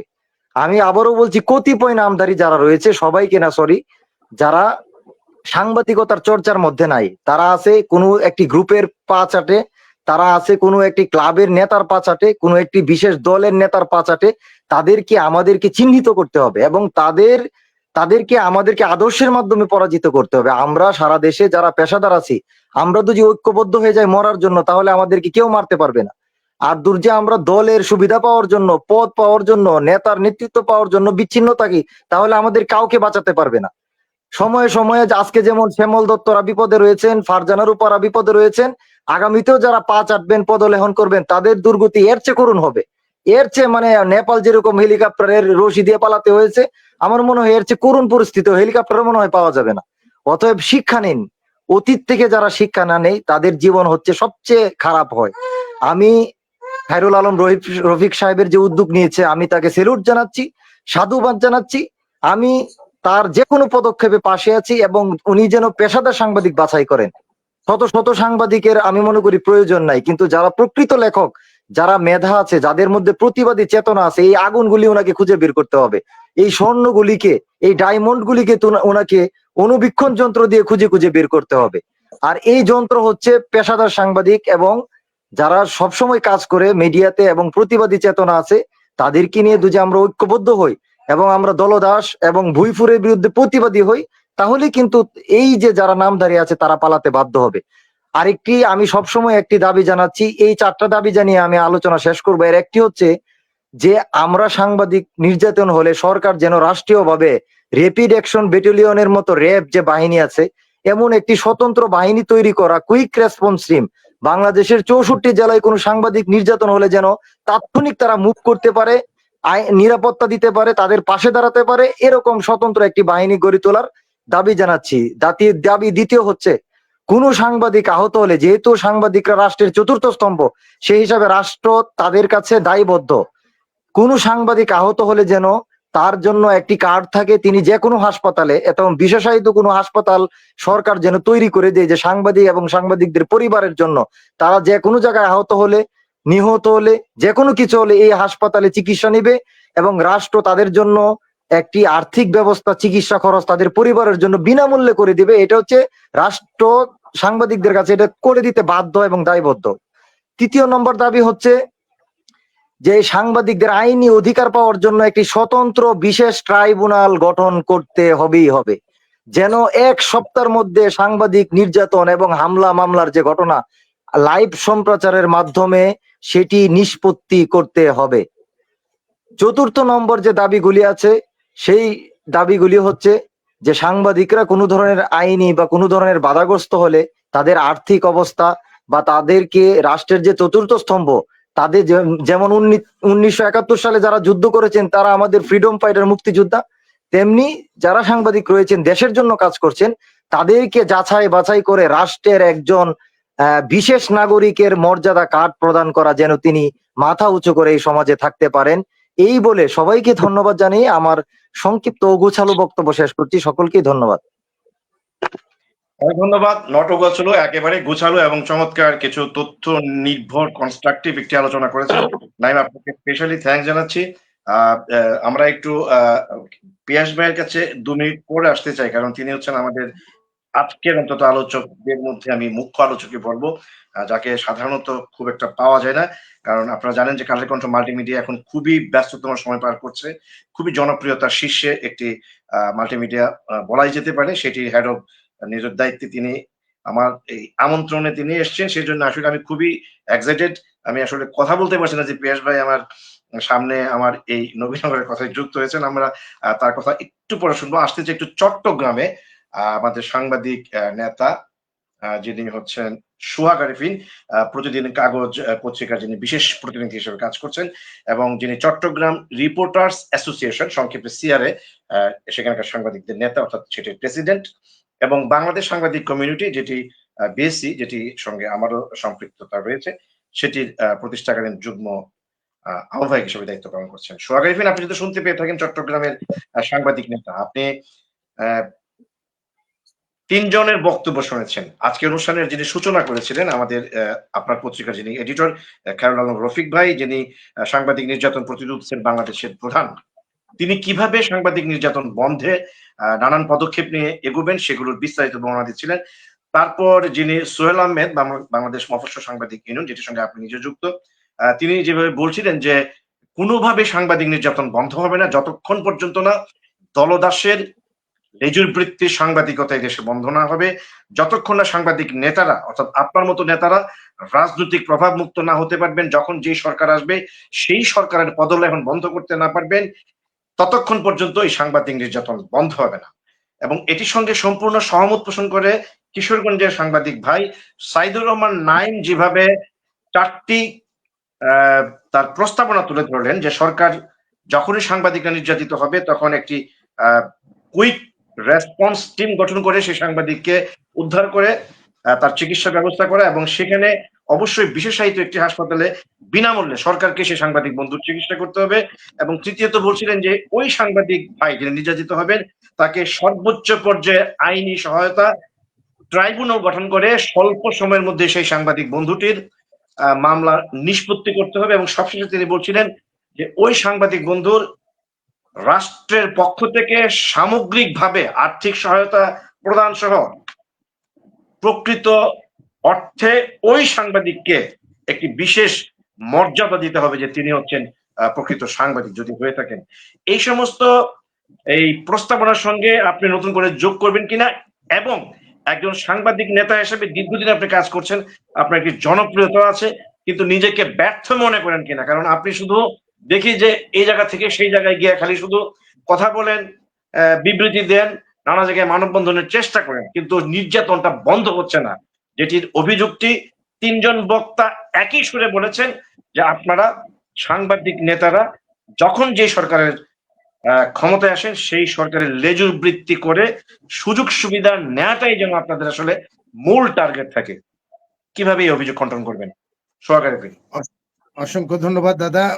উপস্থিত আমাদের সকলের প্রিয় শ্রদ্ধাভাজন কালের কণ্ঠের প্রিয়াল ভাই, এবং উপস্থিত আমাদের জননন্দিত সম্পাদক বলবো আমি, কারণ জননন্দিত সম্পাদক এই কারণে, কারণ আমাদের তুহিন হত্যার পরে উনি একজন সম্পাদক হিসেবে যেভাবে তার পরিবার এবং যেভাবে তার আইনি মোকাবেলায় লড়েছেন, এটা আসলে আমার দীর্ঘদিনের পেশাগত দায়িত্ব পালনে এটা একটা বিরল দৃষ্টান্ত হয়ে থাকবে।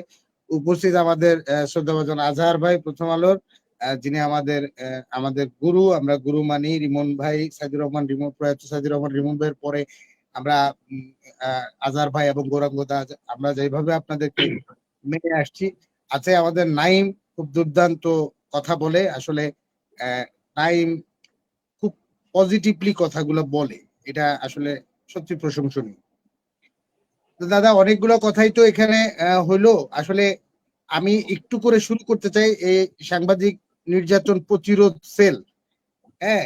আমাদের সোহেল ভাই, যিনি মফস্বল সাংবাদিক ইউনিয়নের সভাপতি, উনি যথার্থই বলেছেন, আসলে এই ধরনের সেল হওয়াতে একটা আসলে আমরা একটা লম্বা পথ অনুসরণ করি, যে ইতিমধ্যে খায়রুল আলম রফিক ভাই যে জিনিসগুলা চুলচেরা বিশ্লেষণ করে যেই 52 জন সাংবাদিকের তথ্য তুলে এনেছে, এরকম কিন্তু বিগত দিনে কোনো সংগঠন এই ধরনের কর্মকাণ্ড করেনি, আমরা দেখিনি এই ধরনের কর্মকাণ্ড। তো বলা বাহুল্য যে এটা অবশ্যই একটা গুরুত্বপূর্ণ মেসেজ আমাদের সাংবাদিকদের জন্য, মফস্বলে যারা কাজ করছে তাদের জন্য, কারণ এই সেল দ্বারা যদি খায়রুল আলম রফিক ভাই যে কথাগুলো বললেন, এভাবেই যদি এই কার্যক্রমগুলো অব্যাহত থাকে, তাহলে সাংবাদিকরা উপকৃত হবে, একেবারে পরিষ্কার এই কথাটি। এর মধ্যে নাইম যে জিনিসগুলো বলল, যে একদম মূলধারার কিছু গণমাধ্যম কর্মীদেরকে এখানে ইনক্লুড করা, যাদেরকে সবাই চেনে এবং জানে, যাদের লেখা পড়ে জুনিয়ররা অনেক কিছু শিখতে পারে, তো সেই ধরনের সাংবাদিকদেরকে ওখানে ইনক্লুড করাটা আমার মনে হয় এই সেলের গুরুত্ব বহন করবে। পাশাপাশি আমার সভাপতি যেহেতু বলেছে, আর আমিও এই সেলের একটা দায়িত্বে, আমাকে খায়রুল আলম রফিক ভাই, যিনি রিমন ভাইয়ের পরে আমাদের অভিভাবক, তিনি যেহেতু দিয়েছেন, আমি অবশ্যই যে আমার জায়গাটা, যে কর্মগুলো আমি চেষ্টা করব গুরুত্ব সহকারে পালন করার জন্য। আর আজকের আপনার যেই সাবজেক্ট, এই সাবজেক্টের উপরে যদি বলতে চাই, অত্যন্ত দুঃখজনক, আসলে আমাদের চিটাঙে কেন জানি একটা মানে অভয়ারণ্য হয়ে গেছে, যে সাংবাদিক যে মারলে কোনো বিচার হয় না চট্টগ্রামে। এটা যেমন ধরেন, যেই এখন টেলিভিশনের যাকে খুব নির্যাতন করা হলো, মাথার পিছনে 7টা শিলি লাগছে, আপনি বুঝেন মেরে ফেলতেই চাইছিল, মানে ব্যাপারটা এরকম যে একেবারে মেরেই ফেলতে চাইছিল। ওখানে এই সলিমপুরে হচ্ছে একটা ভয়ঙ্কর অভয়ারণ্য, এটা এর আগে আমরা দেখছি আমাদের চট্টগ্রামে সেনাবাহিনী পর্যন্ত চেষ্টা করে, র্যাব পর্যন্ত চেষ্টা করে এটাকে পরিপূর্ণ আয়ত্তে আনতে পারে নাই। এই জায়গায় দুইটা গ্রুপের আধিপত্যকে কেন্দ্র করে এই সাংবাদিকদের উপর হামলাগুলা হচ্ছে। আবার যদি আপনাকে দাদা আমি এভাবে বলি, যে দুইটা গ্রুপের কারণে যে আধিপত্য ওই এলাকায়, ওখানে সাংবাদিকের উপর হামলা হওয়ার পিছনে কিছু তথাকথিত মোড়ল সাংবাদিক, যারা নেতৃত্বের অনেক বড় আসনে বসে আছে, তারাই কিন্তু জড়িত। তাদেরও ইশারা থাকে। তো এগুলার থেকে আসলে আমরা বের হয়ে আসতে পারতেছি না। আমরা মানববন্ধন করতেছি, আমরা বিবৃতি দিচ্ছি, কিন্তু আসলে মূল ঘটনা ওই যে দলবাজি থেকে যদি বেরিয়ে আসতে পারতো, তাহলে এই ঘটনাগুলো আসলে কমে আসতো। আর আরেকটা কথা, যে এশিয়ান টেলিভিশনের এই যেমন ধরেন এখন টেলিভিশনের এই ঘটনাটা আমাদের সামনে খুব ফলাভাবে আসছে। আরেকটা নেগেটিভ ভাবে একটা ঘটনা আমাদের চট্টগ্রামে আসছে। এশিয়ান টেলিভিশনের একটা ছেলে নাম হচ্ছে মাজেদুর রহমান, যে এখন কারাভোগ করতেছে। হ্যাঁ, আমার যদি ভুল না হয়, আমি 2018 সালে তাকে আমি দেখেছি বাংলাদেশ প্রেস কাউন্সিলে। তার সাথে আমার পরিচয় হয়েছে, যে চিটাঙের ছেলে সাংবাদিকতা করতেছে একটা পত্রিকায়। ওই সময় থেকে আমি তাকে চিনি, এবং সে ওই পত্রিকার থেকে স্টেপ বাই স্টেপ সে টেলিভিশনে এসেছে, মাল্টিমিডিয়াতেও কাজ করছে এবং এশিয়ান টিভিতেও কাজ করছে, এবং বেশ কিছু অনুসন্ধানী রিপোর্ট সে দিয়েছে।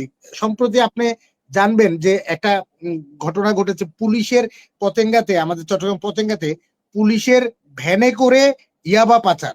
ঠিক আছে, এই ঘটনাটাকে সে এশিয়ান টিভির ক্যামেরায় তুলে আনে। তো এই ধরনের ইয়া করার পরে, নিউজ করার পরেও এই ছেলেটাকে এখন আমাদের চট্টগ্রামে কিছু পত্রপত্রিকায় দেখছি যে ছেলেটাকে কচিত সাংবাদিক বানিয়ে দিল, ভুয়া সাংবাদিক, চাঁদা চাইতে গিয়ে মামলার শিকার, এরপর কারাগারে আদালতে আত্মসমর্পণ করতে গিয়ে আটক। এই ধরনের নিউজ গুলো দেখতেছি। তো এটা আসলে আমাদের সিনিয়র যারা আমরা নেতৃবৃন্দরা আছি, আমাদেরই ব্যর্থতা। কারণ ওই ছেলেটা একটা অনুসন্ধানী সাংবাদিকতা করে, তাকে আমরা ডিটেক্ট করতে পারলাম না যে তাকে একটা প্রভাবশালী অ্যাসালাম গ্রুপের, আমি এভাবেই বলি, অ্যাসালাম গ্রুপের সাবেক একজন কর্মকর্তা, মুসলিম উদ্দিন, খুবই প্রভাবশালী চিনি ব্যবসায়ী চট্টগ্রামে, মানে খাতুনগঞ্জের পুরা চিনির ইয়াটাকে সে ডিল করে। ওই লোক নিজে বসে থেকে সংবাদ সম্মেলন করতেছে ওই মাজেদের বিরুদ্ধে, আবার ওই সংবাদ সম্মেলনটা কাভারেজ করতেছে আমরাই। হ্যাঁ, তো দেখেন কতটা দুঃখজনক। এখানে খোঁজ দিয়ে দেখলাম যে অমুকরা গেছে, তমুকরা যায় নাই, তমুকরা গেছে, অমুকরা যায় নাই। তাতে করে কি বোঝা গেল যে উনি বিশাল অ্যামাউন্টের বিনিময়ে এই সংবাদ সম্মেলনটা করছে এবং প্রভাব খাটাইছে, কোনো না কোনো ভাবে প্রভাব খাটাইছে, যার কারণে ওই সংবাদ সম্মেলনটা হয়েছে এবং ওই সাংবাদিককে কথিত ভুয়া সবকিছু বানাই দিল। এটা কিন্তু আজকে 2 দিন হয়ে গেছে, ঢাকা পড়ে যাচ্ছে। এই ব্যাপারে কিন্তু কেউ খোঁজ নিতেছে না যে মাজেদ কি আসলেই প্রকৃত সাংবাদিক ছিল, না সে আসলে ভুয়া সাংবাদিক ছিল, না সে আসলেই চাঁদাবাজ সাংবাদিক ছিল। ঠিক আছে, এই জিনিসটা কিন্তু কেউ খুঁজতেছে না। এই যে খায়রুল ভাইয়ের যে সংগঠনের আবির্ভাব আমাদের মাঝে, আমরা মনে করি এই ধরনের সেল হইলে এই বিষয়গুলোও খতিয়ে দেখবে এই খায়রুল আলম রফিক ভাইয়ের সেল। ঠিক আছে, যে একটা রিপোর্ট দেখতেছি রেগুলার, তার ভালো ভালো রিপোর্ট দেখতেছি, এই ছেলেটাই আবার 2 দিন পরে মিডিয়াতে সংবাদ হয়ে আসতেছে যে সে ভুয়া সাংবাদিক, সে কথিত সাংবাদিক, চাঁদাবাজ সাংবাদিক। এটার পিছনের কাহিনীগুলা, এই সেলগুলা কাজ করলে এগুলো উঠে আসবে। বুঝছেন দাদা? একদম ধন্যবাদ। একদম। আমরা আসলে আপনার কাছ থেকে একটা মিনিট একটু শুনতে চাই আমরা পিয়াস ভাইয়ের কাছে যাওয়ার আগে, যে আমাদের আজকের বিষয়বস্তুটি হচ্ছে যে সারা দেশে অব্যাহত সাংবাদিক নির্যাতন বন্ধে আমাদের আসলে করণীয়টা কি। মানে আপনি করণীয় বিষয়টা একটু ভাবতে থাকেন।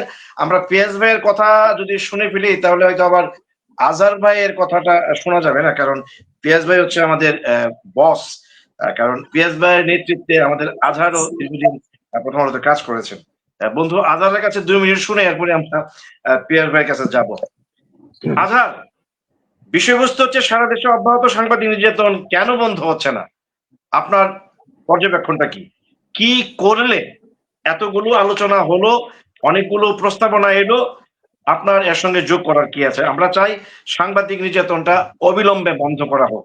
সেটি দলদাসের সাংবাদিকতা বন্ধ হবে না হবে সেটি পরের বিষয়। আমরা চাই সাংবাদিক নির্যাতন বন্ধ। সেটি কিভাবে?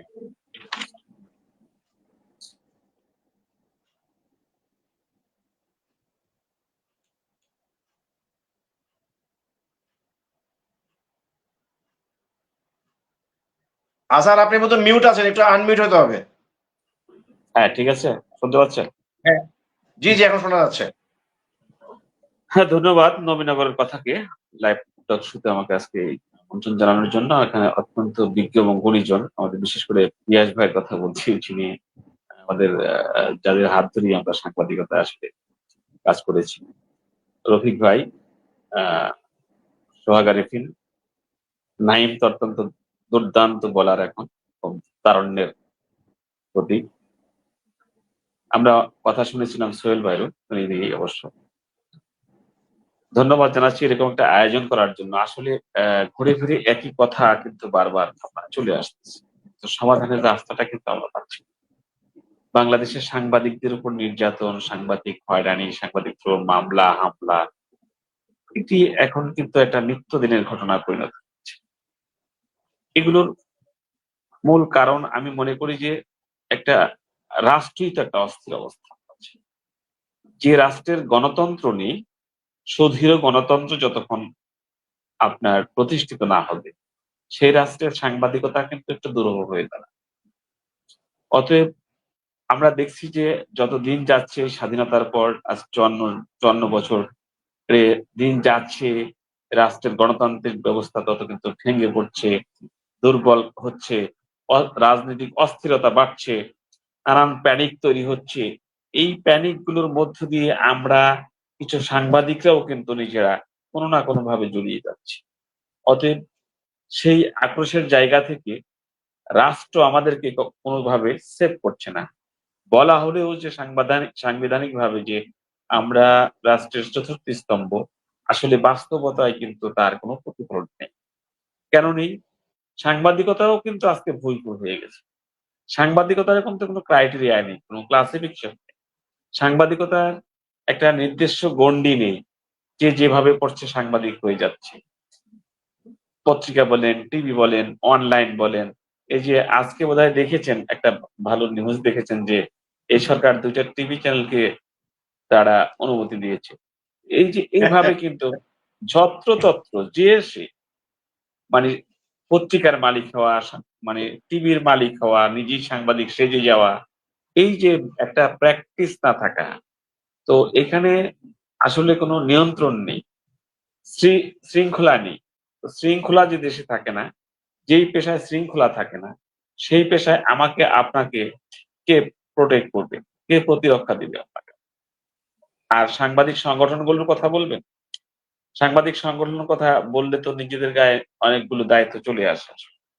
আমরা জাতীয় প্রেস ক্লাব বলেন, ওই আপনি বলেছেন যে ফেডারেল সাংবাদিক ইউনিয়ন, রিপোর্টার্স ইউনিটি, আপনার ক্যাবের কথা বলেন, আরো যত সংগঠন আছে। আসলে বাংলাদেশে কি এত সংগঠনের প্রয়োজন হয়? এত সংগঠনের প্রয়োজন হয়?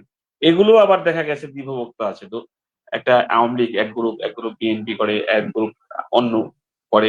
এই যে বিষয়গুলো, এই অবস্থানের জায়গা থেকে যতদিন পর্যন্ত বাংলাদেশে তো আসলে আমি আগেও বলেছি, এখনো বলি যে বাংলাদেশে কোনো সাংবাদিক নেতা নাই।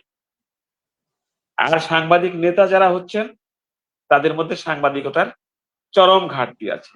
যারা সত্যিকার অর্থে স্বচ্ছ সাংবাদিকতা করেন, পেশাদারিত্বতা সাংবাদিকতা করেন, যারা রিয়াল জার্নালিজম করার চেষ্টা করেন, তারা কিন্তু নেতৃত্বে আসীন হন। অর্থাৎ আপনার পেশা সাংবাদিকতা, সাংবাদিকদের নেতৃত্ব তো সাংবাদিক দিবে। সাংবাদিকদের নেতৃত্ব দিচ্ছে একজন অসাংবাদিক। একজন অপেশাদার সাংবাদিক যখন আপনার নেতা হবে, তখন সে আপনাকে বিক্রি করে তো সে তার ফায়দা লুটবে, এটি তো বাস্তবতা। আজকে বাংলাদেশে দেন অসংখ্য সাংবাদিক, নামকরা সাংবাদিক, জাজের সাংবাদিক, সত্য ন্যায়ের প্রতীক যারা কাজ করছেন, এমন সাংবাদিক কিন্তু কোনো নেতৃত্ব নাই, কোনো সংগঠনের নেতৃত্বে। নেতৃত্ব আছে কারা? নেতৃত্ব আছে যে লিখে না, যে নিউজ করে না, যে সংবাদ করে না, সে যে একজনের দালালি করে বা একটা সরকারের দালালি করছে, অন্য দল লেজুর বৃত্তি হয়ে কাজ করছে। এই জায়গা থেকে বেরিয়ে আসতে হবে। এটা থেকে এখন বিড়ালের গলায় ঘন্টি বাঁধবে। এটা হলো বাস্তবতার জায়গা। দাদা যেটা যতই কথা বলেন, যতই টক শো করেন, যতক্ষণ পর্যন্ত সত্যিকার অর্থে ওই সাংবাদিকদের যে মূল জায়গা, মূল যে থিম, সেই থিম যারা ধারণ করে, যারা বিস্তার ঘটায়, যারা বাংলাদেশের বড় বড় সংবাদপত্রের নিউজ গুলো যারা দিয়ে এই দেশের সবকিছুকে নিয়ন্ত্রণ করে, তারা যদি নেতৃত্বে না থাকে, ভুইফোন নেতৃত্ব দিয়ে তো আপনি সাংবাদিকতার ঐক্য করতে পারবেন না। ভুইফোন নেতৃত্ব দিয়ে তো আপনি সাংবাদিকদের নির্যাতন ঠেকাতে পারবেন না, সাংবাদিকের উপর হামলা মামলা ঠেকাতে পারবেন না। এদেশে তো রাষ্ট্রীয় মদদেও অনেক ধরনের সাংবাদিকতার উপর হামলা হয়, নির্যাতন হয়। আপনি সেটা ঠেকাবেন কি? পুলিশ নির্যাতন করে না? বিভিন্ন আইন শৃঙ্খলা বাহিনী কি সাংবাদিকের উপর নির্যাতন করে না? বিভিন্ন রাজনৈতিক দলের যারা সরকারি দল আছে, সরকারি দলের মদদে কি এদেশে সাংবাদিক নির্যাতন হয় না? অবশ্যই হয়। সাগর রুনির কথাই বলেন না কেন, নিশ্চয়ই কোনো না কোনো সরকারের মদদেই এরকম বড় একটা ঘটনা ঘটেছে, কি হয়েছে সেটা? কিছু হয়েছে? নিশ্চয়ই হয়। অতএব আসলে তো মূল গলতটা তো গোড়ায় গলদ, যে সাংবাদিক যখন নেতা না হবে ততক্ষণ পর্যন্ত কিন্তু এই নেতৃত্বের জায়গাগুলোতে আমার মনে হয় যে কোনো ধরনের প্রোটেকশন তৈরি হবে বলে আমি মনে করি না। কারণ আমাদের নেতৃত্ব যারা দিচ্ছে জাতীয়ভাবে সাংবাদিকতা, তারা মূলত ব্যক্তিগত স্বার্থকে প্রাধান্য দিয়ে, প্রায়োরিটি দিয়ে তারা কোনো না কোনো সরকারের সঙ্গে, কোনো এজেন্সির সঙ্গে, কোনো গ্রুপের সঙ্গে মিশে গিয়ে সে তার স্বার্থ হাসিল করছে। আমি আপনার রাস্তাঘাটে সারা বাংলাদেশে মফস্বলে যারা কাজ করছি, গ্রামীণ সাংবাদিক, তারা মায়ের খাবো, হামলা খাবো, হুমকি খাবো, আমাদেরকে নানান রকম ট্যাগ লাগানো হবে। আওয়ামী লীগ আসলে বিএনপি বলবে, বিএনপি আসলে আওয়ামী লীগ বলবে। এই অবস্থানের জায়গা থেকে একটা জায়গা তৈরি করতে হবে আমাদের এখন, হ্যাঁ, এটা থেকে রক্ষা পাওয়ার জন্য। সেটা হলো যে আমরা যারা গ্রামগঞ্জে কাজ করছি, আমরা যারা সত্যিকার অর্থে একটু হলেও নিরপেক্ষ বস্তুনিষ্ঠ সাংবাদিকতা নিজেকে ধারণ করে এগিয়ে চলছি, এদের মধ্য থেকে কাউকে এগিয়ে আসতে হবে। এদের যে চেতনা, এই চেতনার যে সংগঠন, এই সংগঠনটাকে আপনার শক্তিশালী করতে হবে। সারা বাংলাদেশ থেকে এরকম 50 জন 100 জন নায়েক বের করে আনতে হবে, গৌরঙ্গ দেবনাথ অপু বের করে আনতে হবে, রফিকুল ইসলাম রফিক বের করে আনতে হবে। আর আমাদের মতো পিয়াস ভাইরা যারা আছেন, ওনাদের মতো যারা আছেন, ওনাদের মতো লোকের আমাদের একটু সমর্থন প্রয়োজন হবে, যারা আমাদের এই কাজগুলোকে সমর্থন দিবে, আমাদেরকে আমাদের পথ প্রদর্শক হয়ে তারা যেন আমাদেরকে একটা গাইডলাইন তৈরি করে যায়। আসলে যে সাংবাদিকতার যে নির্যাতনের জন্য, এই প্রোটেক্ট তৈরি করার জন্য তাদের গাইডলাইন কিন্তু আমাদের জন্য অত্যন্ত জরুরি। আমি মনে করব যে পিয়াস ভাই এবং পিয়াস ভাইয়ের মতো যারা আছেন, তারা যদি মনে করেন যে না, এই দেশের সাংবাদিকদেরকে সঠিক গাইডের মধ্যে দিয়ে একটা সংগঠন করানো সম্ভব, আমার মনে হয় কিছুটা হলেও এটা প্রতিরোধ করা সম্ভব। অনেক ধন্যবাদ, অনেক ধন্যবাদ আমাদের আজহারুল হক আজহার, প্রথম আলোর তারকা সাংবাদিক, যিনি বিএসসিরও কেন্দ্রীয় কমিটির জয়েন্ট কনভেনর হিসেবে প্রতিষ্ঠাকালীন পর থেকে দায়িত্ব পালন করে যাচ্ছেন। অসাধারণ একটি কনস্ট্রাকটিভ বক্তব্য দিয়েছেন। আজকের বিষয়বস্তু যে সাংবাদিক নির্যাতন বন্ধে আপনারা আমাদের করণীয় কি, তিনি যতক্ষণ কথা বলছিলেন আমরা খেয়াল করে দেখলাম যে তিনি কোনোভাবেই সাংবাদিক নির্যাতন বন্ধের কোনো পদক্ষেপ এদেশে আদৌ ইন ফিউচারও নেওয়া হবে কিনা সেটি তিনি আসলে বিশ্বাস করতে চাচ্ছেন না। আমরা একটু আসতে চাই, প্রিয় দর্শক, এই মুহূর্তে যারা যুক্ত হয়েছেন তাদেরকে বলে নিই যে এবার আমরা কথা শুনবো বাংলাদেশের প্রভাবশালী পাঠক নন্দিত যে দৈনিকটি রয়েছেন। আজহার ভাই, আপনি একটু মিউট থাকবেন প্লিজ। তিনি হচ্ছেন আমাদের গাউস রহমান পিয়াস ভাই, যিনি হেড অফ মাল্টিমিডিয়া দায়িত্ব নিয়েছেন নিউজ সেকশনে। যদি পিয়াসদা শুনতে পেয়ে থাকেন আমার কথা, আমাদের আপনার খুবই একজন স্নেহধন্য, প্রথম আলোতে যিনি দীর্ঘদিন ছিলেন, মাঝখানে যুগান্তর কাজ করেছেন, এখন আবার প্রথম আলোতে ফিরে গিয়েছেন। তিনি বলছিলেন যে বাংলাদেশে সাংবাদিক কোনো নেতাই নেই যারা প্রকৃত অর্থে সাংবাদিকদের পাশে দাঁড়াতে পারেন। তিনি বলছিলেন যে অপেশাদার সাংবাদিক যখন সাংবাদিকতার নেতৃত্বে বসেন তখন সাংবাদিকতার এমন কোলাহল হবে, সাংবাদিকতা মার খাবে, সেটাই স্বাভাবিক। তিনি আরো বলছিলেন যে ভুইফোর সাংবাদিক নেতৃত্ব দিয়ে কখনো বাংলাদেশের সাংবাদিক নেতৃত্ব বন্ধ করার কোনো সুযোগ নেই। প্রকৃত সাংবাদিক যখন নেতা না হবে ততক্ষণ পর্যন্ত এদেশের সাংবাদিক নির্যাতন বন্ধ হবে না। তিনি একটি ছোট্ট উদাহরণ দিয়েছেন যে 5ই আগস্টের পর আমরা যে পরিবর্তনটি আশা করেছিলাম সারা দেশের সমস্ত বিভাগে, তার মধ্যে সাংবাদিকতা একটি জায়গা যেখানে সাংবাদিকতায় হাত খুলে লেখা যাবে, মন খুলে কথা বলে যাবে। কিন্তু গত 1 বছরের বেশি সময় আমরা সাংবাদিকরা কতটা নির্যাতনের শিকার হয়েছি সেটি 1 বছরের কার্যক্রমে বলে দেয়। তিনি ছোট্ট একটা উদাহরণ দিয়েছিলেন যে সংস্কার কতটা চমৎকার ভাবে গত 1 বছরে এগিয়েছে। তিনি বলেছিলেন 24-এ যিনি ছিলেন সাংবাদিক, একজন স্টাফ রিপোর্টার, 1 বছর পর 25-এ এসে তিনি হয়ে গেলেন একটি টেলিভিশনের মালিক। অর্থাৎ 2 জন সাংবাদিক 1 বছর আগে ছিলেন স্টাফ করেসপন্ডেন্ট, 2 বছর পর এই সরকারের বদলে তথ্য উপদেষ্টার কৃপা পেয়ে তারা হয়ে গেলেন দুটো টিভি চ্যানেলের মালিক। এই অবস্থায় সাংবাদিক আসলে কতটা নিরাপদ, প্রকৃত সাংবাদিক তা কতটা আমরা করতে পারবো, সবকিছু মিলিয়ে কালের কণ্ঠের মতো পত্রিকার হেড অফ নিউজ মাল্টিমিডিয়ার প্রধান কি বলবেন পিয়াস ভাই, গাউস রহমান পিয়াস? ধন্যবাদ গৌরাঙ্গদা।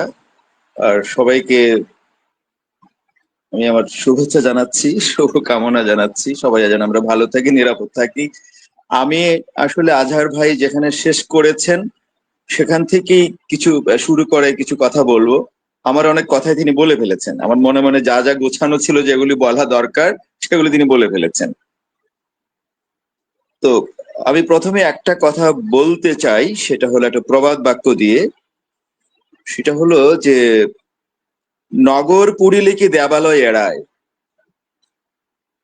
আপনার যখন নগর যখন পড়ে যায়, শহর যখন পড়ে যায়, তখন সে শহরে যত মন্দির মসজিদ মন্দির গির্জা যাই থাকে না কেন, সবই কিন্তু পড়ে। হুম। তো আসলে একটা রাষ্ট্র কাঠামো বলেন বা সমাজ ব্যবস্থা বলেন, সেই কাঠামোটা যখন দুর্বল হতে থাকে, ব্যবস্থা যখন দুর্বল হতে থাকে, তো সেই সময়ে সাংবাদিকতা কেন বা সাংবাদিক পেশা কেন, কোনো পেশা বা কোনো মানুষই নিরাপত্তা পাবে না, সেটাই স্বাভাবিক। তো তারপরেও সেই জায়গায় দাঁড়িয়ে আমি মনে করি যে আমাদের আসলে আত্মসমালোচনাই করতে হবে। যেমন সবার বক্তব্যে একটা কথা বারবার উঠে আসছিল যে সাংবাদিক নেতৃত্ব, তারপরে এতগুলো সাংবাদিক সংগঠন, কেন এত নেতৃত্ব দরকার, কেন এত সংগঠন দরকার। আমি যদি সহজে বলি বা আমি যেভাবে বিষয়টা বুঝি, যে রাজনীতি যখন কোনো সংগঠনে ঢুকে যায়, সেই সংগঠনটা নষ্ট হয়ে যায়, দূষিত হয়ে যায়। পলিটিক্সের সঙ্গে পলিউশনের একটা সম্পর্ক আছে। যখন পলিটিক্স ঢুকে কোনো সংগঠনে, সেটা পলিউটেড হয়, এবং আমাদের ক্ষেত্রে সাংবাদিকতার ক্ষেত্রে তাই হচ্ছে। এবং আমি পুরোপুরি একমত, যারা পেশাদার সাংবাদিকতা করেন তাদের আসলে সময়ই হয় না যে সাংবাদিকতার সংগঠন করার। এত সময় কোথায় তাদের? তাদের সকাল থেকেই সংবাদের পেছনে ছুটতে হয়।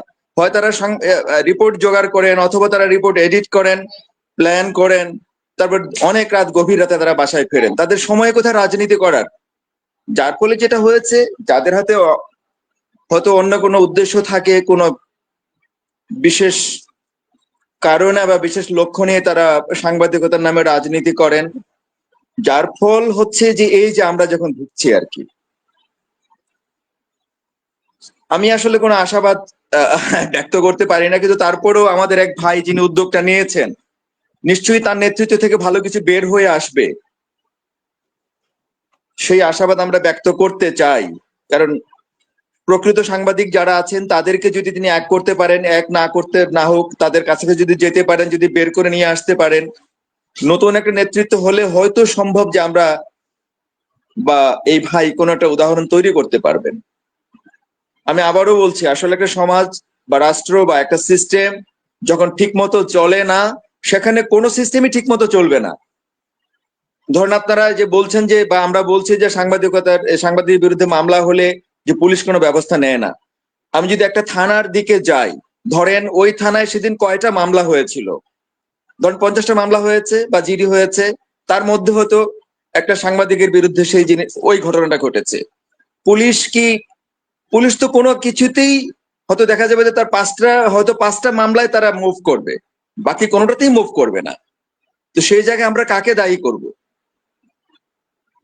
সেই সিস্টেমকে আসলে দায়ী করতে হবে। আমাদের যেখানে যে আইনের শাসন বলে যে জিনিসটা, সেটা যতদিন পর্যন্ত না হবে, যতদিন পর্যন্ত পুলিশ তার কাজটা না করবে, সমাজ তার মতো কোনো ভূমিকা না রাখবে, সাংবাদিকতা বা সাংবাদিকতার পেশা বা সাংবাদিক হিসেবে আমরা কখনোই নিরাপত্তা পাবো না। আমি আপাতত এটুকুই বলি। না পিয়াস ভাই, আপনাকে যেহেতু পেয়েছে, আমাদের ভেতরে অনেকগুলো প্রশ্ন আছে, এবং আমি বিশ্বাস করি এই প্যানেলে যারা আছেন প্রত্যেকের মনে কিন্তু অনেকগুলো প্রশ্ন আপনাকে অন্তত করবার জন্য উকি ঝুঁকি দিচ্ছে। আমি তাদের জানি না এই প্রশ্নগুলো উকি ঝুঁকি দিচ্ছে কিনা, আমার মনে উকি ঝুঁকি দিচ্ছে। আমাদের আজকের বিষয়বস্তু যেহেতু আপনাকে পেয়েছে, আপনি তো সাধারণত খুব একটা সময় পান না, আপনি কিন্তু সময় দিয়েছেন, আমরা কয়েকটি প্রশ্ন আপনাকে করতে চাই। উপস্থিত আমার ভেতরে অনেকগুলি প্রশ্নের জন্ম হয়েছে। বলছিলাম যে অব্যাহত সাংবাদিক নির্যাতন বন্ধে আসলে আমাদের করণীয় কি? আমাদের মধ্যে তো আপনিও আছেন, আমাদের মধ্যে তো বাংলাদেশের পত্রিকা জগৎ, মিডিয়া জগতের যারা নেতৃত্ব দিচ্ছেন, সম্পাদক, উপসম্পাদক, বার্তা সম্পাদক, হেড অফ নিউজ মাল্টিমিডিয়ার আপনি। যেমন ধরুন বলা হচ্ছে যে বাংলাদেশের সাংবাদিক নির্যাতন বন্ধে সাংবাদিক নেতারা টোটালি ফেলিওর, তারা যেহেতু লেজুর ভিত্তি করে দল কানা সাংবাদিকতা করে, প্রত্যেকটা সরকার যখনই বদল হয় তারা সাপের সলমের মতো তারাও নিজেরা বদল হয়ে যান এবং সেই সরকারের লেজুর ভিত্তি করতে থাকেন। যে কারণে আসলে সাংবাদিকরা যখনই নির্যাতনের শিকার হন তখন কিন্তু তার বিচার পাচ্ছেন না বা কিংবা তার কোনো রেজাল্ট পাচ্ছেন না। আমার প্রশ্ন হচ্ছে আপনার কাছে, আপনি যেহেতু একটি বিরাট গুরু দায়িত্বে রয়েছেন, স্ব পত্রিকার প্রতিনিধিরা যখন বা স্ব মিডিয়ার প্রতিনিধিরা যখন স্ব এলাকায় নির্যাতনের শিকার হন, সন্ত্রাসী দ্বারা, রাজনৈতিক নেতা দ্বারা কিংবা ক্রিমিনালদের দ্বারা, সেই ক্ষেত্রে আপনারা যারা গুরু দায়িত্বে আছেন সেই ক্ষেত্রে আপনারা কতটা আসলে ভূমিকা পালন করেন? আমি যদি ছোট্ট উদাহরণ দিয়ে বলি, কিছুদিন আগে যখন গাজীপুরে তুহিন ভাইকে মেরে ফেলা হলো, সাংবাদিক তুহিনকে, প্রতিদিনের কাগজে ওখানকার করেসপন্ডেন্ট, তখন আজকের যিনি মূল যে টপিকসটা তুলে ধরেছিলেন সাংবাদিক নির্যাতন বন্ধে তার যে সেলের পক্ষ থেকে, সেই রফিক ভাই যেভাবে সেই তুহিন হত্যার প্রতিবাদে ঘটনাস্থলে ছুটে গিয়েছিলেন, তার সাংবাদিকের পক্ষে সর্বোচ্চ ভূমিকা নিয়েছিলেন, তিনি হোম মিনিস্টারের সঙ্গে কথা বলে সেই নিহত সাংবাদিকের স্ত্রীকে স্বরাষ্ট্র মন্ত্রণালয়ে নিয়ে স্বরাষ্ট্র মন্ত্রণালয় থেকে একটি বিরাট অঙ্কের ক্ষতিপূরণ আদায় করেছেন। এইরকম একজন সম্পাদক কেন প্রতিটি সাংবাদিক নির্যাতনের পর আমরা খুঁজে পাই না, দেখতে পাই না, আপনাদেরকে সেখানে যেতে দেখি না? কারণ আচ্ছা, খুবই কঠিন প্রশ্ন। আসলে যেটা হয় যে মিডিয়া কখনোই কি তার আগেও কি কখনো সেরকম তাদের কর্মীদের প্রতি ডেডিকেটেড ছিল অতীতে? আমি তো দেখি নাই। মিডিয়া সবসময় তার ইভেন্টের পেছনে দৌড়ায়, এবং সত্যি বলতে কি আমি এক্ষেত্রে আমাদের নিজেদেরকে দায় দিতে চাই। সে দায়টা কেমন? আমরা যদি শক্তিশালী বা আদর্শ সাংবাদিকতা করতাম তাইলেও মনে হয় যে যে আমরা যে এত বারবার আক্রান্ত হচ্ছি, এত ঘটনা ঘটতো না। আমরা দুর্বল সাংবাদিকতা করে করে নিজেদের প্রতিষ্ঠান হিসেবে নিজেদের দুর্বল করে ফেলেছি। এই জায়গায় আসলে আমি আমাদেরকে নিজেদেরকে দায় দিতে চাই। এই যে পত্রিকাগুলো দেখেন, কোন পত্রিকায়, এই যে ঢাকায় এই যে এত আন্ডারগ্রাউন্ড মিডিয়া যে তৈরি হয়েছে, কখনো কি কোনো মিডিয়ায় আসছে? তারা ঠিক সরকারি বিজ্ঞাপন নিচ্ছে, কত কিছু করছে, কত সুবিধা নিচ্ছে, আর প্রকৃত সাংবাদিক যে তারা বেতন পাচ্ছে না। অনেক মিডিয়ায় ঠিকঠাক বেতন দিতে পারছে না। তো আমি বলবো যে আসলে বাতির নিচে অন্ধকার। আমরা সাংবাদিকতার নামে সাংবাদিকতা করছি না। সাংবাদিকতা করলে আজকে আমি যে নিউজটা করতাম তাহলে কালকে তারা ফলো আপ করতাম এবং লেগে থাকতাম। মিডিয়াতে দেখেন ফলো আপ জার্নালিজমটা একদমই নাই। আজকে একজন মারা গেল, ওই নিউজটা করলাম, কালকে সেটা ভুলে যাব, অন্য আমরা ইভেন্টে চলে যাব। সেক্ষেত্রে আমি বলবো আসলে সত্যিকারের সাংবাদিকতাটা করা, আইডিয়াল জার্নালিজম যাকে বলে, সেটার চর্চা আমাদের নেই। থাকলে হয়তো আমাদেরকে যে এত দুর্বল মনে করা হয় সেটা করতে পারতো না। তো আমি দায় নিজেদেরকেই দেব। আমরা প্রতিষ্ঠান হিসেবে নিজেদেরকে দুর্বল করে ফেলেছি। আমরা ঠিক জার্নালিজমটা করছি না, এবং করছি না বলেই আমরা আক্রান্ত হচ্ছি। না, এক্ষেত্রে ধরেন, এক্ষেত্রে পিয়াস ভাই ধরেন, আমি কালের কণ্ঠে একটি ভূমিকার কথা স্মরণ করতে চাই। সাম্প্রতিক কালে আমাদের সম্ভবত সাতক্ষীরার বন্ধু টিপুর উপর যে সেখানকার ইউনো এই ক্ষমতার অপব্যবহারটি করেছিলেন, যেভাবে কালের কণ্ঠ 24 ঘন্টায় প্রায় 26 বা 27টি একক রিপোর্ট করে সারা বাংলাদেশে যে গণ জোয়ার সৃষ্টি করেছিল টিপুর পক্ষে, সরকার কিন্তু বাধ্য হয়েছিল 24 ঘন্টার মধ্যে সেই তাকে মুক্ত করতে এবং জামিন দিতে এবং সেই ইউনোর বিরুদ্ধে ব্যবস্থা নিতে। আমার যেটি প্রশ্ন হচ্ছে যে আমরা সাংবাদিক নেতাদের দিকে তাকিয়ে থাকি, সাংবাদিক সংগঠনগুলোর দিকে তাকিয়ে থাকি। আমি তো মনে করি কালের কণ্ঠে টিপুর পক্ষে যে ভূমিকা নিয়েছে, প্রত্যেকটি পত্রিকা, প্রত্যেকটি মিডিয়া যদি তার প্রতিনিধি জেলা, উপজেলা কিংবা বিভাগীয় পর্যায়ে যারা কাজ করে, তাদের পক্ষে যদি সেই সমস্ত মিডিয়াগুলো টিপুর পক্ষে যেভাবে অবস্থান নিয়েছে, এই অবস্থানটি যেভাবে তুহিনের পক্ষে আমাদের প্রতিদিনের কাগজে রফিক ভাই নিয়েছে।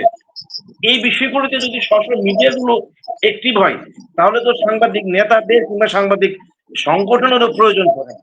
সাংবাদিক নির্যাতন বন্ধে যদি আপনারা সমন্বিতভাবে একটি ঘোষণা দেন যে আপনারা পত্রিকাগুলো সর্বোচ্চ পর্যায়ে এগিয়ে আসবে সেই সাংবাদিকের পক্ষে, কিন্তু কার্যক্ষেত্রে অনেক সময় দেখা যায় সাংবাদিক যখন বিপদে পড়ে কোনো কোনো মিডিয়া বলে দেয় যে তাকে তো আমরা 3 মাস আগেই আমাদের পত্রিকা থেকে বের করে দিচ্ছি, তার সঙ্গে আমাদের আর কোনো সম্পর্ক নেই, তখন ওই সাংবাদিক আরো ভয়ানক বিপদে পড়ে।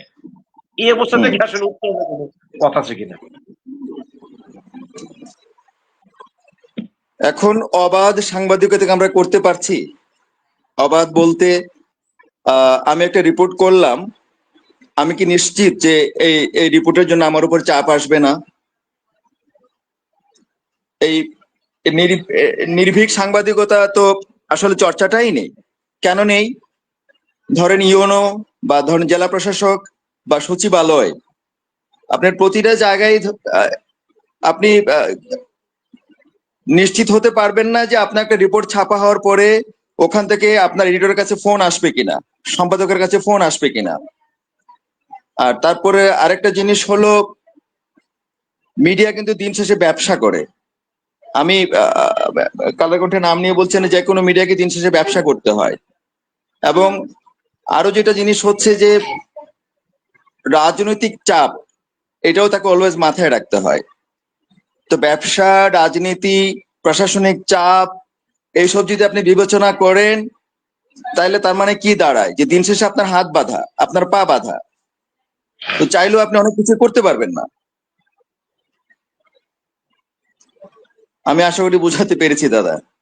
একদম একদম আমার মনে হয় যে চাইলে সবকিছু বলা সম্ভব এই না। পর্যায়ে আর দীর্ঘায়িত করবো না, কারণ আমি জানি এই প্রশ্নগুলো, আরো বহু প্রশ্ন আমার মধ্যে আছে এবং প্রশ্নগুলো করে আমি নিজে বিপদে পড়তে চাই না এবং আপনাকেও বিপদগ্রস্ত করতে চাই না। আমরা আলোচনাটায় আবার ফিরে যেতে চাই। 2 মিনিট করে সবার একটু বক্তব্য শুনবো। সারা দেশে অব্যাহত সাংবাদিক নির্যাতন বন্ধে আসলে আমাদের করণীয় কি? সূচনা যিনি করেছিলেন আমাদের রফিক ভাই, যিনি মূলত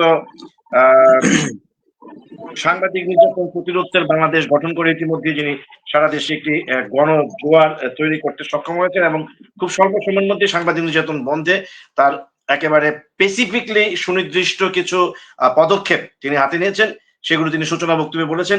আমরা তার কাছে প্রথমে আসতে চাই, 2 মিনিট করে সবার বক্তব্য শুনবো যে সাংবাদিক নির্যাতন বন্ধে আসলে করণীয়টা কোন পর্যায়ে রয়েছে। শুরুতেই রফিক ভাই।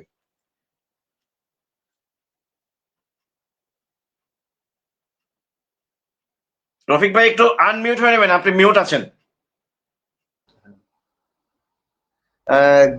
অসংখ্য ধন্যবাদ যে গভীর রাতে শেষ সময়ে আমার প্রিয় মানুষদের মুখগুলো আবার দেখার সুযোগ হয়েছে, এই জন্য আমি কৃতজ্ঞ আপনার কাছে। প্রথমেই বলতে চাই আমার ছোট ভাই নাইমের কথা। কিশোরগঞ্জ আমার অঞ্চলে, ময়মনসিংহ অঞ্চলেরই, আমার ময়মনসিংহ অঞ্চলের ছোট ভাই। ও নাইমের কাছে যে কথাগুলো আমি শুনেছি, আমার কাছে মনে হয়েছে তার কাছে আরো কিছু শিকার আছে আমার। কারণ আমরা আসলে ভাইয়া এখানে বলছে, পিয়াস ভাইয়া আমাকে যে কথাগুলি বলেছে একটু বর্ণনা আমি দিব। নাইমের কথা বলতে চাই, নাইমের প্রত্যেকটা কথা আমার অন্তরের কথা, যেগুলো আমি বলতে পারি না কাউকে। কেন বলতে পারি না? আপনি বিশ্বাস করেন যে গত পরশু রাতে যখন খুলনার এক সহকর্মীর লাশটা পড়ে আছে রাস্তায়, আপনি জানেন হাসপাতালে যখন নিয়ে গেছে তার পাশে কেউ নাই। হাসপাতালের একজন কর্মচারী ভিডিও ধারণ করছে এবং জিজ্ঞাসা করছে এই লাশটা কার, এই ব্যক্তির পরিচয় কি, ওই ব্যক্তির নাম কি। সে পড়ে আছে, তাকে হত্যা করা হয়েছে, একজন হাসপাতালের কর্মী ভিডিও করছে। আর এত শত শত সাংবাদিক বাগেরহাটে, কেউ ভিডিও করবে দূরের কথা, হাসপাতালে তখন যায়নি। এই ফেসবুক ভিডিওটা যখন ভাইরাল হয় তো ধীরে ধীরে আর সারা বাংলাদেশে আন্দোলন সৃষ্টি হয়েছে, কর্মসূচি হচ্ছে। যাক, এটি আসলে আত্মচিৎকার, আমাদের রক্তকরণ। কারণটা, তহিদ হত্যাকাণ্ডের ঘটনাকে আমাকে শুধু কাঁদিয়েছে না, এখানে যারা এখানে আছেন সারা বাংলাদেশের সহকর্মী, সারা বিশ্বের সহকর্মীরা এবং পরিবারের চোখে পানি এসেছে। যেভাবে টুকরো টুকরো করে একটি মাছের মতো কেটেছে। আপনি জানেন পিয়াস ভাইয়া এখানে আছে, কালের কণ্ঠের মতো পত্রিকায় ডিজিটাল বিভাগে যেভাবে তহিন হত্যাকাণ্ডের ঘটনার প্রত্যেকটা ভিডিও যেভাবে প্রচার করেছে, এইভাবে যদি প্রত্যেকটা সাংবাদিক নির্যাতনের ঘটনায় এইভাবে যদি এক, দ্বিতীয় পর্ব, তৃতীয়, চতুর্থ, শেষ পর্যায়ে পর্যন্ত প্রকাশ হতো, প্রচার হতো, এটি একটি নির্যাতন প্রতিরোধ সংগঠনের প্রয়োজন হয় না। প্রত্যেকটা মিডিয়া রিটরে যথেষ্ট। এগুলো যদি দায়িত্বশীল সম্পাদক হয়, আমি বলবো আজকের এই আয়োজনের মধ্যে যাকে যাকে দেখার জন্য আমার ওই কালের কণ্ঠে অফিসে যাওয়ার কথা ছিল, হ্যাঁ, যাকে দেখার জন্য আমার খুব শ্রদ্ধা ভরে মুখখানা দেখার কথা ছিল, এই ব্যক্তি যখন আজকে আমার এই ছোট্ট একটি লাইভে টক শোতে এসে তার চেহারাটা দেখেছি, আমার বুকটা গর্বে ভরে গেছে। আজকে পিয়াস ভাইকে আমি বলবো, আপনি দেখেন একটি মানে ৬২টি হত্যাকাণ্ড, একটি ২ মিনিট সময় নিব ভাইয়া, পিয়াস ভাইয়া ভাইয়া ভালো বলতে পারবে, কারণ এগুলো ভাইয়া বলতে চায় না, অনেক বিষয় থাকে, সিনিয়র মানুষ। ৬২টি হত্যাকাণ্ডের ঘটনা অনুসন্ধান করেছি আমি ৩ মাসে। এই ৬২টি হত্যাকাণ্ড অনুসন্ধান করতে গিয়ে আপনি বিশ্বাস করবেন, আমার প্রত্যেক রাত আমি কেঁদেছি, শুধু গভীর রাতে, কাউকে বলতে পারিনি, একমাত্র কিছু কিছু সময় আমার স্ত্রী দেখেছি।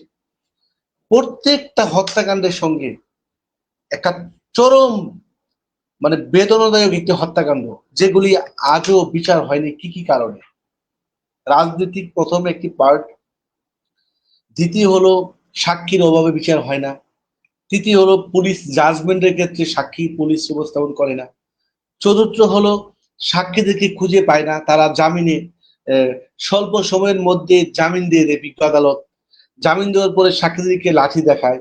এই যে বাদীতে খুঁজে আসামিরা, এটি একটি অদ্ভুত কাণ্ডের মধ্যে আমরা বসবাস করি।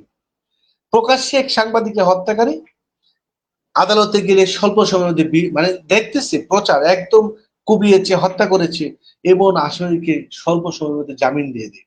জামিনে এসে তারা এরকম দাও লাঠি নিয়ে বসে থাকে যে কাটবো, আবার তোমাদের কাটবো সাক্ষী দিলে।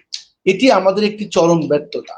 আমরা বলবো পিয়াস ভাইয়ার মতো সিনিয়র ভাইয়া যারা আমাদের আছে, তরুণ নাইমের মতো যারা আছে, আজহারের মতো আমার উস্তাদ যারা আছে, তাদেরকে বলবো, আমরা ছোট ভাই আপনাদের, পিয়াসের বড় ভাই, আমরা এমন একটি জায়গায় আমরা এখন দাঁড়িয়ে আছি, এই জায়গা থেকে যদি আমাদের নিজের জায়গা যদি আমরা নিজেরা শক্ত না করি, তাহলে তহিন এবং সাগররনি ভাইয়ের মতন, তারপরে এই মানিক সাহা বলেন, ছেলু আকন্দ বলেন, নাজিম হত্যা বলেন, অসংখ্য হত্যাকাণ্ডের আত্মচিৎকার রক্তকরণ আমাদের রয়ে যাবে সারা জীবন। শুধু আমরা লাইভে এসে বলবো দুঃখ লাগে, কষ্ট লাগে।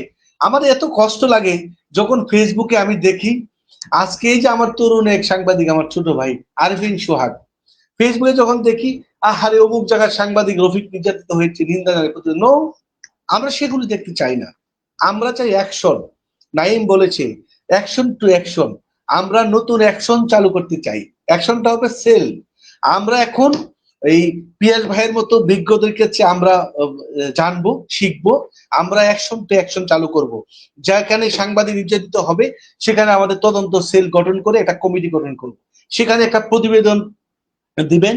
এটি প্রতিবেদনের আকার মামলা আকারে, যেভাবে একটা তদন্তকারী কর্মকর্তা বিজ্ঞ আদালতে একটি প্রতিবেদন দাখিল করেন, সেম টু সেম আমাদের কমিটি, একটা ৩ সদস্য একটি কমিটি, এখানে অবসরপ্রাপ্ত পুলিশ সদস্যরা থাকবে, বিজ্ঞ আইনজীবী থাকবে। আমরা প্রতিবেদন দাখিল করে আমরা একটা কমিটি গঠন করেছি। আমরা ইতিমধ্যে সমন্বয় কমিটির আমরা ৪ জনকে রেখেছি, সিনিয়রদেরকে রাখবো। এই সমন্বয় কমিটি জাজ করবে যে আসলে তদন্ত কমিটিটা সঠিক হয়েছে কিনা। যদি সঠিক হয়ে থাকে আমরা বিজ্ঞ আদালতে আমরা সেটি আমাদের আইনজীবীর মাধ্যমে আমরা সাবমিট করবো, কেন আমরা বিচার পাইনি। আরেকটি কথা বলবো, পিয়াস কিন্তু বলেছে একটি কথা অত্যন্ত গুরুত্বপূর্ণ, যে আমাদের জন্য একটি সংস্থা তৈরি করবে, বাহিনী। আরে পিয়াস, বাহিনী কি তৈরি করবে আমাদের? যখন নাইম আমার ছোট ভাই, আর নাইম কিভাবে আমাদের জন্য সে কাজ করবে? আর একজন সম্পাদক, যেমন কালেকণ্ঠের কথাই বলি, কালেকণ্ঠে মাল্টিমিডিয়ার আমাদের বড় ভাই আছে যে পিয়াস ভাই যেভাবে ইতিমধ্যে সাংবাদিক নির্যাতনের ঘটনাগুলি যেভাবে প্রচার করছে, এটি একটি বাহিনী, এটি একটি সংস্থা, এটি একটি ব্রান্ড, এটি একটি আমাদের জন্য পার্ট, এটি আমাদের একটা সাহস যোগাইছে। তবে পিয়াস ভাইয়ের মতো তো এডিটর আরো 190 জন 180 জন আছে, কই তাদের মানে এত এই সাংবাদিকদের নিউজ গুলি দিতে চায় না, বলে যে সাংবাদিক হত্যা হয়েছে, নির্যাতন হয়েছে, এত নিউজ কি প্রয়োজন আছে, এই নিচের কলামে ফেলে রাখো। আমাদের পিয়াস ভাইয়ের মতো হতে হবে, কারণ পিয়াস ভাইয়ের মতো হলে সবাই যদি এডিটররা যদি আমার পত্রিকার সাংবাদিক, এখন দেখেন আমি পিয়াসের আরেকটা গল্পের কথা বলি, 1 মিনিট, ভাইয়া তো ঘুমিয়ে পড়বে, তারপরে বলতে হয়। আমার এখানে 900 সিবি এসেছে, আমি পেন্ডিং রেখেছি, মাত্র একজন 41 জন সংবাদকর্মী নিয়েছি সারা দেশে। আমার একটি কন্ট্রাক্ট ফর্মে আমি বলেছি আমার এখানে কাজ করলে কোথাও কাজ করতে পারবেন না।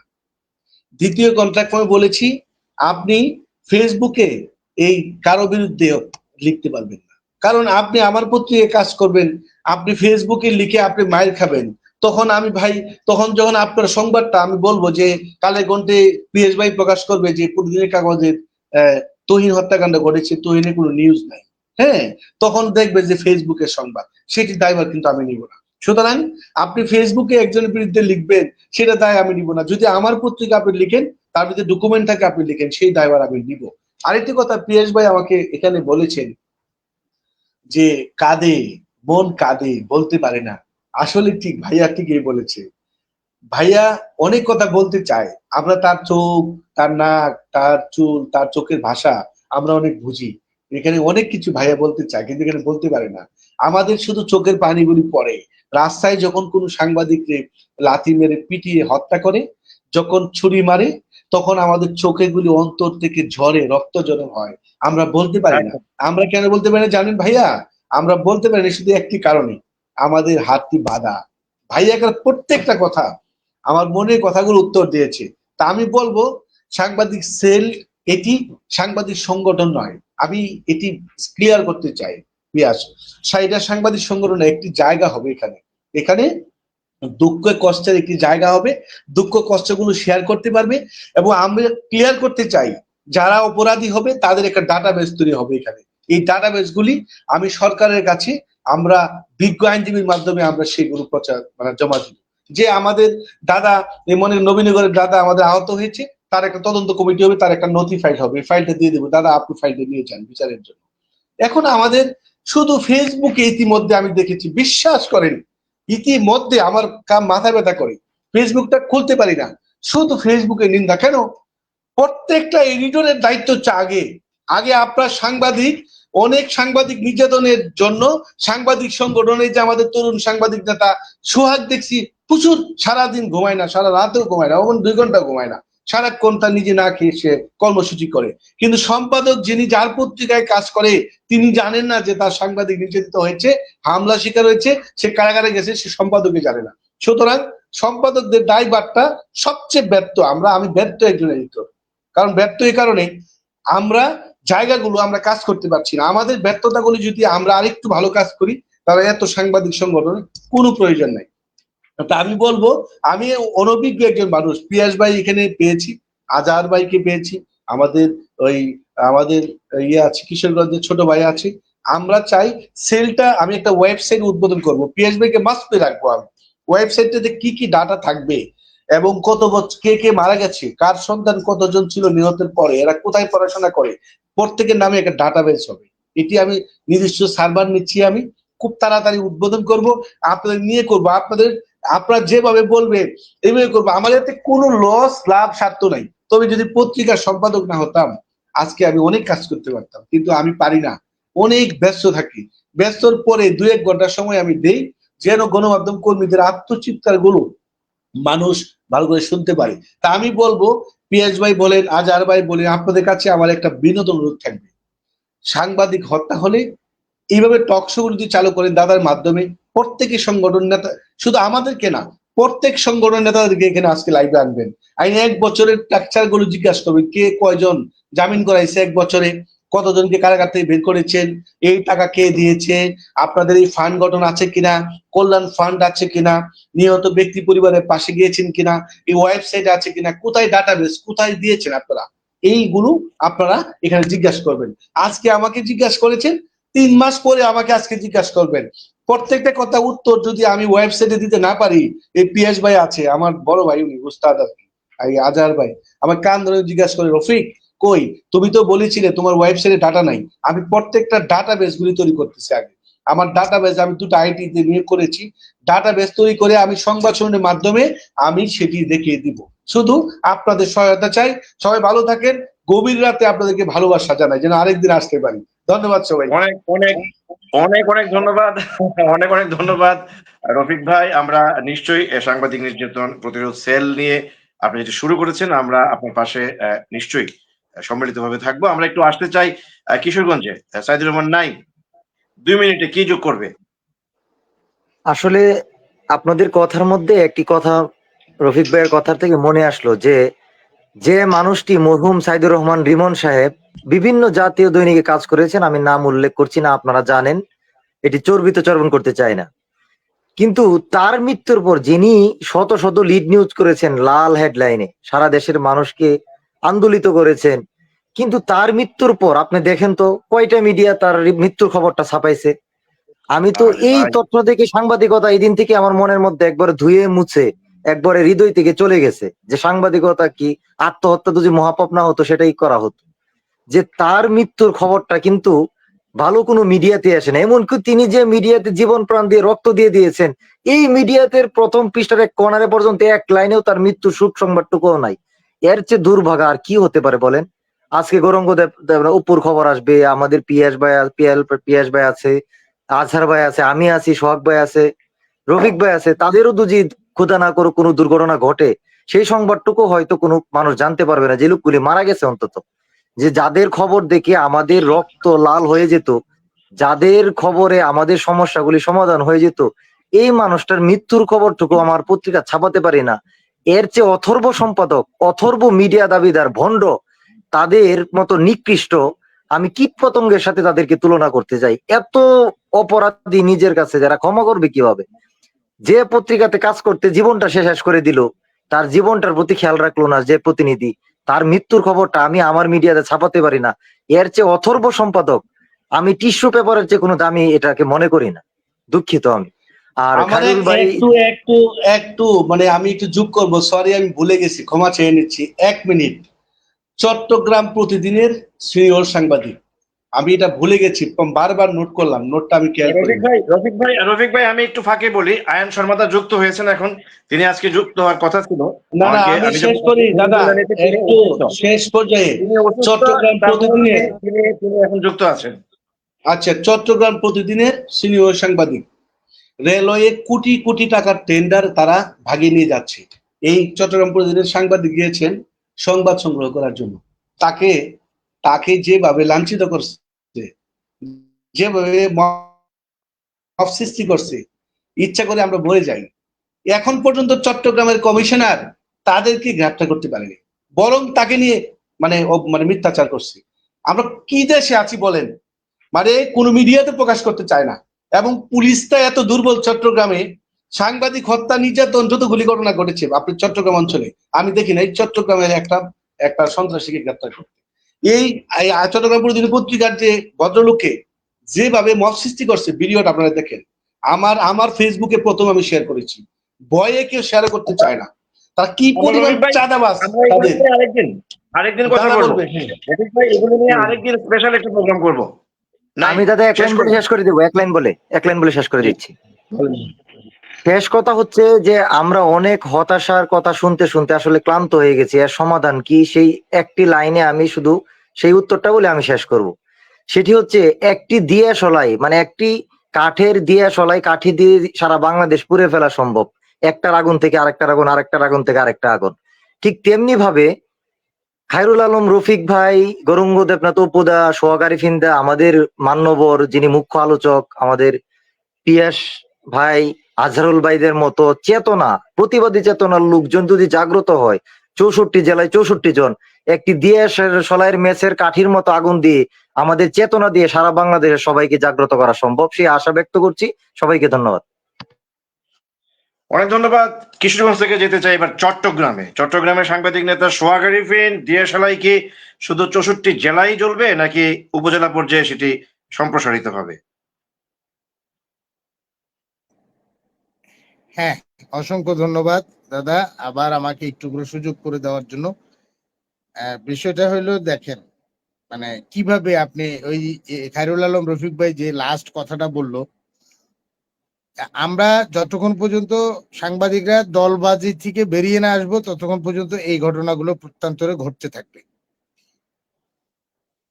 চট্টগ্রাম প্রতিদিনের যে সিনিয়র সাংবাদিক, ওনার সাথে যে মব জাস্টিস করা হয়েছে, এটাতেও কিন্তু একজন সাংবাদিক জড়িত, এটা একদম আমাদের কাছে পরিষ্কার। তবে হ্যাঁ, আমরা আসলে চট্টগ্রামে বলবো না দাদা, শুধু এই যে এখানে কালের কণ্ঠে আমাদের সিনিয়র পিয়াস ভাই আছেন, খায়রুল আলম রফিক ভাই আছেন, দোনোজনকে সাক্ষী রেখে বলি যে আপনারা সাতক্ষীরা টিপু ভাইয়ের সময় কালের কণ্ঠ যে দৃষ্টান্ত দেখিয়েছে, তুহিনের সময় খায়রুল আলম রফিক ভাই যে দৃষ্টান্ত দেখিয়েছে, এই দৃষ্টান্ত আসলে আজ পর্যন্ত আমরা দেখি নাই। আজ পর্যন্ত Right. আমি দীর্ঘ সময় ধরে আছি, আজহার ভাই খুব ভালো করে জানে আমি কতটা সময় এই ইয়াতে আছি, দেখি নাই। তেমনি আমাদের চট্টগ্রামে আমাদের যারা আমরা পেশাদারিত্বের সাথে কাজ করি, তাদের একটা মেল বন্ধন আছে, এটা কোনো সংগঠন না। চট্টগ্রাম প্রতিদিনের ইয়ের সাথে যখন এই ঘটনাটা ঘটলো, সিনিয়র সাংবাদিকের সাথে যখন ঘটলো, তখন তাৎক্ষণিক পুরো চট্টগ্রামে আলোড়ন হয়ে গেল এই বিষয়টা। একটু আগে রফিক ভাই বলতেছে না যে চিটাং এর পুলিশ দুর্বল। হ্যাঁ, চিটাং এর পুলিশিং সাংবাদিকদের জন্য দুর্বল। চিটাং এর পুলিশিং এ আমরা দেখছি সাংবাদিকের কলার ধরে 10 মিনিট জোর করে সেলে আটকায় রাখে, ঠিক আছে? সারা বাংলাদেশ প্রতিবাদে ফেটে উঠলেও ওই ওসি বহাল তবিয়তে থাকে। এটা হচ্ছে চিটাং এর পুলিশিং। এবার আসেন কমিশনার মহোদয়, যিনি চ্যানেল 24 এর মতো একটা অনুসন্ধানে একটা প্রতিবেদন করে যে ব্যাটারি চালিত অটো রিক্সার যে স্লিপ গুলা কাটে, এগুলা রাজস্ব রেভিনিউটা যায় না সরকারের কোষাগারে। এটা যখন তুলে আনে তখন উনি রাগান্বিত দৃষ্টিতে একটা চিঠি দেয় আমাদেরকে, সাংবাদিকদেরকে লক্ষ্য করে উনি একটা চিঠি লিখেন, ঠিক আছে? চোখ রাঙানির সুরে একটা চিঠি লিখেন। তারপর সবাই তাকে বয়কট করে। এর মধ্যে আবার কিছু কিছু যারা ওই যে মধু পাইতে আগ্রহী, তারা আবার কিছু কিছু জায়গায় হাজির হয়েছে, ঠিক আছে? 1/3 সাংবাদিকরা কিন্তু এখনো বয়কট করে রাখছে সিএমপি কে, কিন্তু তারপরেও দেখেন কারো টনক নড়তেছে না। সিনিয়র কোন সাংবাদিক নেতৃবৃন্দ এটা নিয়ে মাথা ব্যথা নাই, চলতেছে তো, কমিশনারের সাথে আমার হাই হ্যালো হচ্ছে। এভাবেই আসলে স্রোতের সাথে গাও মিলাইয়া চললে কখনো আমরা এই সাংবাদিক নির্যাতন হবে, মায়ের খাবে, কিন্তু আমরা এই জায়গাটা থেকে উত্তরণ হইতে পারবো না, ঠিক আছে? আমাদেরকে বেরিয়ে অনেক আসতে ধন্যবাদ, হবে, অনেক একটা ধন্যবাদ প্ল্যাটফর্মে ভাই। আসতে হবে। আমরা এখান থেকে বের হয়ে আসতে হবে। বের হওয়ার উপায়টা এবার আমরা শুনবো প্রথম আলোর আজহার ভাইয়ের কাছে, কিভাবে বের হতে হবে। আজহার।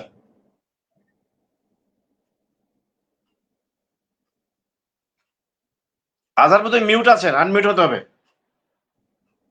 কথা বলার মতো মুডও নেই, তাছাড়া পিয়াস ভাইয়ের সামনে আমাদের কথা বলার দৃষ্টতা, এটাও এক ধরনের আমি মনে করি যে সাহসের বিষয়। কিন্তু কারণ যেটা হলো মুদ্রা কথা, যেটা যে আসলে তো সাংবাদিকতা নেই, এটা তো সত্য কথা।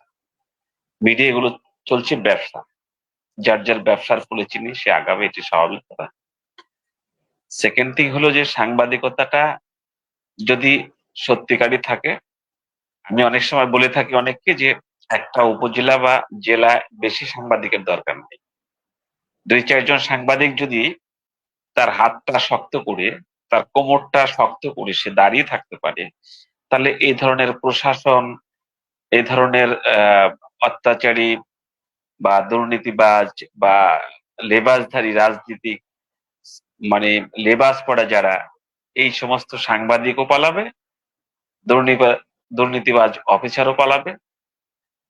তো এইটা যতক্ষণ পর্যন্ত সৃষ্টি করা না যাবে ততক্ষণ পর্যন্ত কিন্তু সাংবাদিক নির্যাতনও কমবে না। কারণ সাংবাদিক নির্যাতনের পিছনে কিন্তু কোনো না কোনো সাংবাদিক বন্ধুর হাত আছে, এটা একাকী কিন্তু হয়। অর্থাৎ এটা এক ধরনের ছোঁয়াচে রোগের মতো। তো সেই জায়গায় থেকে আমাদেরকে আগে চক আউট করতে হবে যে আমরা যে সাংবাদিকতা করছি, আর ভুইফুট যে সংবাদপত্রগুলো গড়ে উঠছে। আবার রফিক ভাই মাইন্ড করেন না, আপনার সম্পাদক মানুষ, হ্যাঁ পিয়াস ভাই, সারা দেশে কিন্তু কিছু ভুইফুর পত্রিকার হচ্ছে যারা শুধু কার্ড বিক্রি করে কার্ড দিয়ে এক ধরনের মাসোয়ারা নেন প্রতিনিধির কাছ থেকে বা জেলা রিপোর্টারের কাছ থেকে, এইগুলো বন্ধ করতে হবে। সত্যিকার অর্থে কোমর সোজা করে আপনাকে সাংবাদিকতা করতে হবে। এটা করতে পারলে আপনি দেখবেন যে অনেকাংশেই রোধ হয়ে গেছে। আপনাকে ঘুরে দাঁড়াতেই হবে, এর কোনো বিকল্প নেই। তাহলে এই সাংবাদিকতার এই পেশা কিন্তু ভেস্তে যাবে এবং একটা সময় দেখবেন যে এ পেশা এখনই আসে না। এখনই আমি বলি মফস্বলে কোনো ভালো ছেলে, কোনো মেধাবী ছেলে, কোনো ভালো পরিবারের ছেলে এই পেশায় কিন্তু আসতে চায় না। এটা কিন্তু আপনাকে মাথায় রাখতে হবে। তো এই জায়গাটা পরিষ্কার করতে হবে যাতে ভালো ভালো ছেলেদেরকে, প্রতিবাদী ছেলেদেরকে, সৎ ন্যায়নিষ্ঠা আছে এরকম ছেলেদেরকে, যারা তরুণদেরকে সাংবাদিকতার পথে আহ্বান করতে হবে। আমি আবারও বলবো, পিয়াস ভাইদের অনুসারী বা তাদের সাময়িক যারা আছে তাদের কাছে আমাদের উদাত্ত আহ্বান যে সাংবাদিকতার বড় বড় হাউসগুলোর প্রতি উদাত্ত আহ্বান আপনার মাধ্যমে, যে সাংবাদিকতায় একটা বাছাই প্রয়োজন আছে। এই বাছাই না হলে কিন্তু সাংবাদিকতা এই শিল্পটা একসময় কিন্তু মুখ থুবড়ে যাবে। একসময় মানুষের মধ্যে যে সম্মানের জায়গাটা আছে সাংবাদিকদের প্রতি, সেই সম্মানটা থাকবে না। কারণ কথায় কথায় সাংবাদিক মায়ের খাওয়া, কথায় কথায় সাংবাদিক নির্যাতন হওয়া, কথায় কথায় সাংবাদিককে হত্যা করা। রফিক ভাইয়ের যে উদ্যোগ আছে, আমি এই উদ্যোগটার বিষয়ে 30 সেকেন্ড বলবো যে আপনার এই উদ্যোগটা ভালো, অত্যন্ত সুন্দর, এটাকে চমৎকার ভাবে, এইটা যাতে কোনোভাবেও ওই যে পিয়াস ভাইয়ের কথা সুর মিলিয়ে বলতে চাই, কোনো ধরনের পলিউশন না হয়, সেই দিকে লক্ষ্য রেখে আমাদের আগাতে হবে। আমরা যে কয়জন আছি ইনশাআল্লাহ এখান থেকে আমাদের যাত্রা শুরু হোক। ধন্যবাদ। অনেক ধন্যবাদ আজাদ ভাই। আমরা পিয়াস ভাইয়ের বক্তব্যের মধ্য দিয়ে আজকে আলোচনাটা শেষ করব। তার আগে আপনাদের যারা এখানে আছেন সবার কাছে আমি একটু কৃতজ্ঞতা জানাতে চাই। শুরুতেই কৃতজ্ঞতাটা জানানো আমার মনে হয় আমার উচিত ছিল, কিন্তু যে কোনো কারণে হোক হয়তোবা আমি ভুলে গিয়েছিলাম। তো কৃতজ্ঞতা জানাচ্ছি এই কারণে যে আপনারা জানেন যে এইমাত্র আজাদ ভাই যেটি বললেন যে আসলে প্রতিটি জেলায় উপজেলায় মানে গণহারে সাংবাদিকের যে হাতে গোনা 1-2 জন যদি পেশাদারিত্ব নিয়ে সততার সঙ্গে কাজ করে, তাহলে এই 1-2 জনই কিন্তু পুরো চিত্রপট বা দৃশ্যপট কিন্তু পাল্টে দিতে পারে। সাম্প্রতিককালে আমি যে জায়গাটায় থাকি ব্রাহ্মণবাড়িয়া নবীনগরে, আপনারা জানেন এখানে সবাই আমাকে খুবই সামগ্রিকভাবে সহযোগিতা করেছেন এবং এখনো করছেন, এবং আমি বিশ্বাস করি আনটিল ডেথ আপনারা আমাকে করবেন আমার সততা, আমার পেশাদারিত্বের কারণে। সেটি হচ্ছে যে নবীনগর প্রেস ক্লাব একটি জায়গা দখল করেছিল, সেটি প্রাক্তন যিনি উপদেষ্টা cabinet secretary doctor Akbar Ali Khan স্যারের পরিবারের। সেই জায়গাটি নিয়ে যখন আমি একটি রিপোর্ট করলাম কালের কণ্ঠে, সেই রিপোর্টের পর যখন প্রশাসনের পক্ষ থেকে সেই জায়গা থেকে প্রেস ক্লাবের সাইনবোর্ড সহ তাদের সবকিছু তছনছ করে ভেঙে দিল এবং সেই জায়গাটি ডক্টর আকবর আলী খানের পরিবারকে ফিরিয়ে দেওয়ার কমিটমেন্ট দেওয়া হলো, তখন এখানকার সমস্ত যারা সাংবাদিক আছেন প্রেস ক্লাবের সঙ্গে জড়িত, তারা কিন্তু আমাকে ভুল বুঝে, আমাকে প্রতিপক্ষ মনে করে নানাভাবে আমাকে নিয়ে ফেসবুকে খুব বাজে বাজে লেখা, বাজে বাজে কুরুচিপূর্ণ কিছু কমেন্ট তারা করে কিন্তু আমাকে নানা কি বলবো মানহানি করবার চেষ্টা করেছেন। তখন বাংলাদেশ সাংবাদিক কমিউনিটি, বাংলাদেশ মৎস্য সাংবাদিক union, Chattogram reporters association, Bangladesh Brahmanbaria online media forum কিংবা নবীনগর রিপোর্টার্স ক্লাব সহ একাধিক সংগঠন কিন্তু যুক্ত বিবৃতি দিয়ে আমার পাশে দাঁড়িয়েছেন এবং বলেছেন আপনারা যে আপনার রিপোর্ট যদি সত্য হয় আমরা আপনার পাশে ছিলাম, আছি, এবং প্রয়োজনে আমরা আইনগত ব্যবস্থা আমাদের সংগঠনের পক্ষ থেকে আমরা নেব। এই যখন আপনাদের বিবৃতিগুলো যখন আসলে তাদের দৃষ্টিগোচর হয়, তারা কিন্তু আসলে থেমে যায়। এবং আমি আজকে আমার সরাসরি যিনি বস, কালের কণ্ঠে যিনি প্রথম আলোতে আমাদের বস ছিলেন, পিয়াস ভাই দীর্ঘদিন আমাদের অনলাইনে নেতৃত্ব দিয়েছেন কালের কণ্ঠের, এখন তিনি মাল্টিমিডিয়ার নেতৃত্বে আছেন। আমি সেলুট জানাই কালের কণ্ঠকেও যে তারা সম্ভবত 3-4টি রিপোর্ট এই ঘটনাটিকে কেন্দ্র করে তারা ছেপেছে এবং আমার পাশে দাঁড়িয়েছে। এটি হচ্ছে আসলে একজন সাংবাদিকের সবচেয়ে বড় শক্তি, যখন সততার সঙ্গে, দেশপ্রেমের সঙ্গে, পেশাদারিত্বের সঙ্গে কাজ করবার পর মিডিয়া এবং আপনাদের মতো যারা তারকা সাংবাদিক সারা দেশে আছেন, এই ধরনের বড় বড় সাংবাদিক সংগঠনগুলো ওই মিডিয়া কর্মীর পাশে এসে দাঁড়ান তখন কিন্তু আসলে কাজ করবার একটি আগ্রহ থাকে, কাজ করার একটি স্পিরিট থাকে এবং যে কোনো সিচুয়েশন মোকাবেলা করবার মতো শক্তি সামর্থ্য কিন্তু ওই মিডিয়া কর্মীর মধ্যে ক্রিয়েট হতে থাকে। এবং আমি কিন্তু আপনাদেরকে আবারও সেলুট জানিয়ে আজকের অনুষ্ঠানের শেষ বক্তা হিসেবে কালের কণ্ঠের মাল্টিমিডিয়ার যিনি চিফ, যিনি প্রধান গাউস রহমান পিয়াস ভাইকে বলবো যে সবাইকে ধন্যবাদ দিয়ে সারা দেশে অব্যাহত সাংবাদিক নির্যাতন বন্ধে আমাদের খায়রুল আলম রফিক ভাই তার সাংবাদিক নির্যাতন প্রতিরোধ সেল বাংলাদেশের যে পদক্ষেপগুলি নিয়েছেন সেখানে আপনি নতুন করে আপনার শেষ বক্তৃতা এখানে যোগ করবেন। রফিক ভাইকে ধন্যবাদ, তিনি এমন একটা সাহসী উদ্যোগ নিয়েছেন। আমি বিশ্বাস করতে চাই যে সাংবাদিকতা পেশায় যারা আসেন বা সত্যিকার অর্থে যারা সাংবাদিকতা করতে আসেন সবাই আদর্শ মানুষ, তাদের উদ্দেশ্য সৎ থাকে এবং আজীবন তারা সৎ থাকতে চান, চেষ্টা করেন এবং তাদের সংখ্যাটাই বেশি হবে। হাতে গোনা কিছু হয়তো থাকে যারা সাংবাদিকতার নাম করে তাদের স্বার্থ হাসিলের চেষ্টা করেন, তাদের সংখ্যা হয়তো কম, কোথাও কখনো হয়তো তাদেরকে শক্তিশালী মনে হয়, কিন্তু আমি মনে করি না যে তাদের সংখ্যাটা খুব বেশি। প্রকৃত সাংবাদিকই বেশি এবং তাদের সততা আসলে আমি বলবো কখনোই প্রশ্নবিদ্ধ হওয়ার মতো না। তো রফিক ভাই যে উদ্যোগটা নিয়েছেন, যদি সম্ভব, আমার ধারণা তার কথা শুনে মনে হয়েছে তিনি অনেক দূর যেতে চান। তো তিনি যদি তার এই উদ্যোগের সঙ্গে সত্যিকার সাংবাদিকদেরকে পাশে পান, হয়তো তার এই উদ্যোগ অনেক বড় হয়ে দেখা দেবে এবং সাংবাদিকদের নিরাপত্তার একটা বাতিঘর হয়ে উঠতে পারে, আমি আশা রাখতে চাই। আর আরো একটি কথা বলতে চাই, আসলে দিন শেষে গণমাধ্যমকে সত্যিকারের গণমাধ্যমই থাকতে হবে, সাংবাদিকতা করতে হবে। আমরা যদি আজ সবগুলো মিডিয়া যদি সত্যিকারের সাংবাদিকতা করতাম তাহলে কখনোই কেউ কোনো সাংবাদিকের গায়ে হাত তুলতে পারতো না। পুলিশ মাঝে মাঝে নিষ্ক্রিয় হয়, যদি ধরেন পুলিশ প্রশাসন যদি তারা যদি মনে করত যে যেখানে আইনের শাসন, তারা যদি তাদের মতো করে কাজ না করেন, সবগুলো গণমাধ্যম তাদের বিরুদ্ধে যাবে, নিশ্চয়ই পুলিশ কখনো নিষ্ক্রিয় থাকতে পারতো না।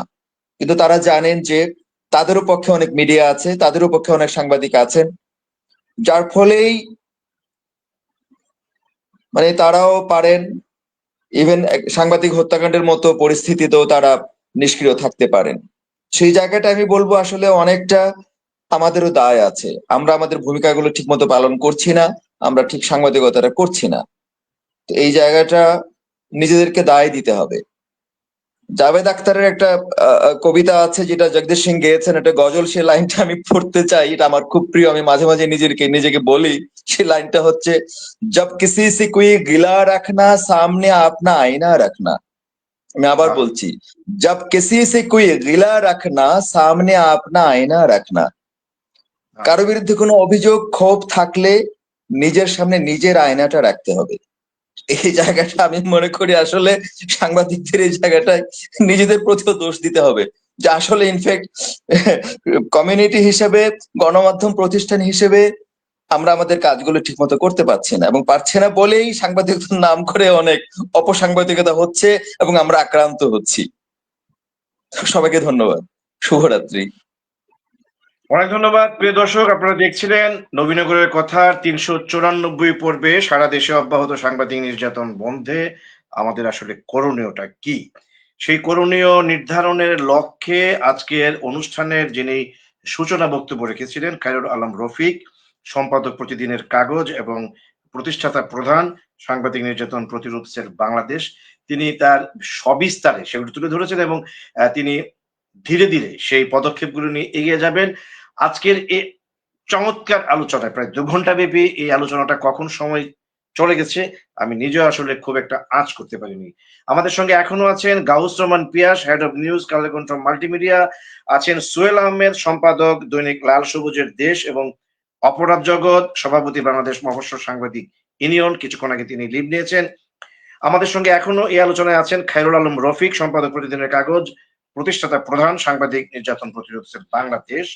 আছেন প্রথম আলোর আজহারুল হক আজহার, যিনি বিএসসির জয়েন্ট কনভেনার, এবং আছেন চট্টগ্রামের সাংবাদিক নেতা, চট্টগ্রাম রিপোর্টার্স অ্যাসোসিয়েশন তথা সিআর এর সভাপতি সোহাগ আরিফিন, এবং সবশেষে কিশোরগঞ্জের তরুণ এবং বাগ্মী বক্তা, কালের কণ্ঠ মাল্টিমিডিয়ার কিশোরগঞ্জ করেসপন্ডেন্ট সাইদুর রহমান নাইম।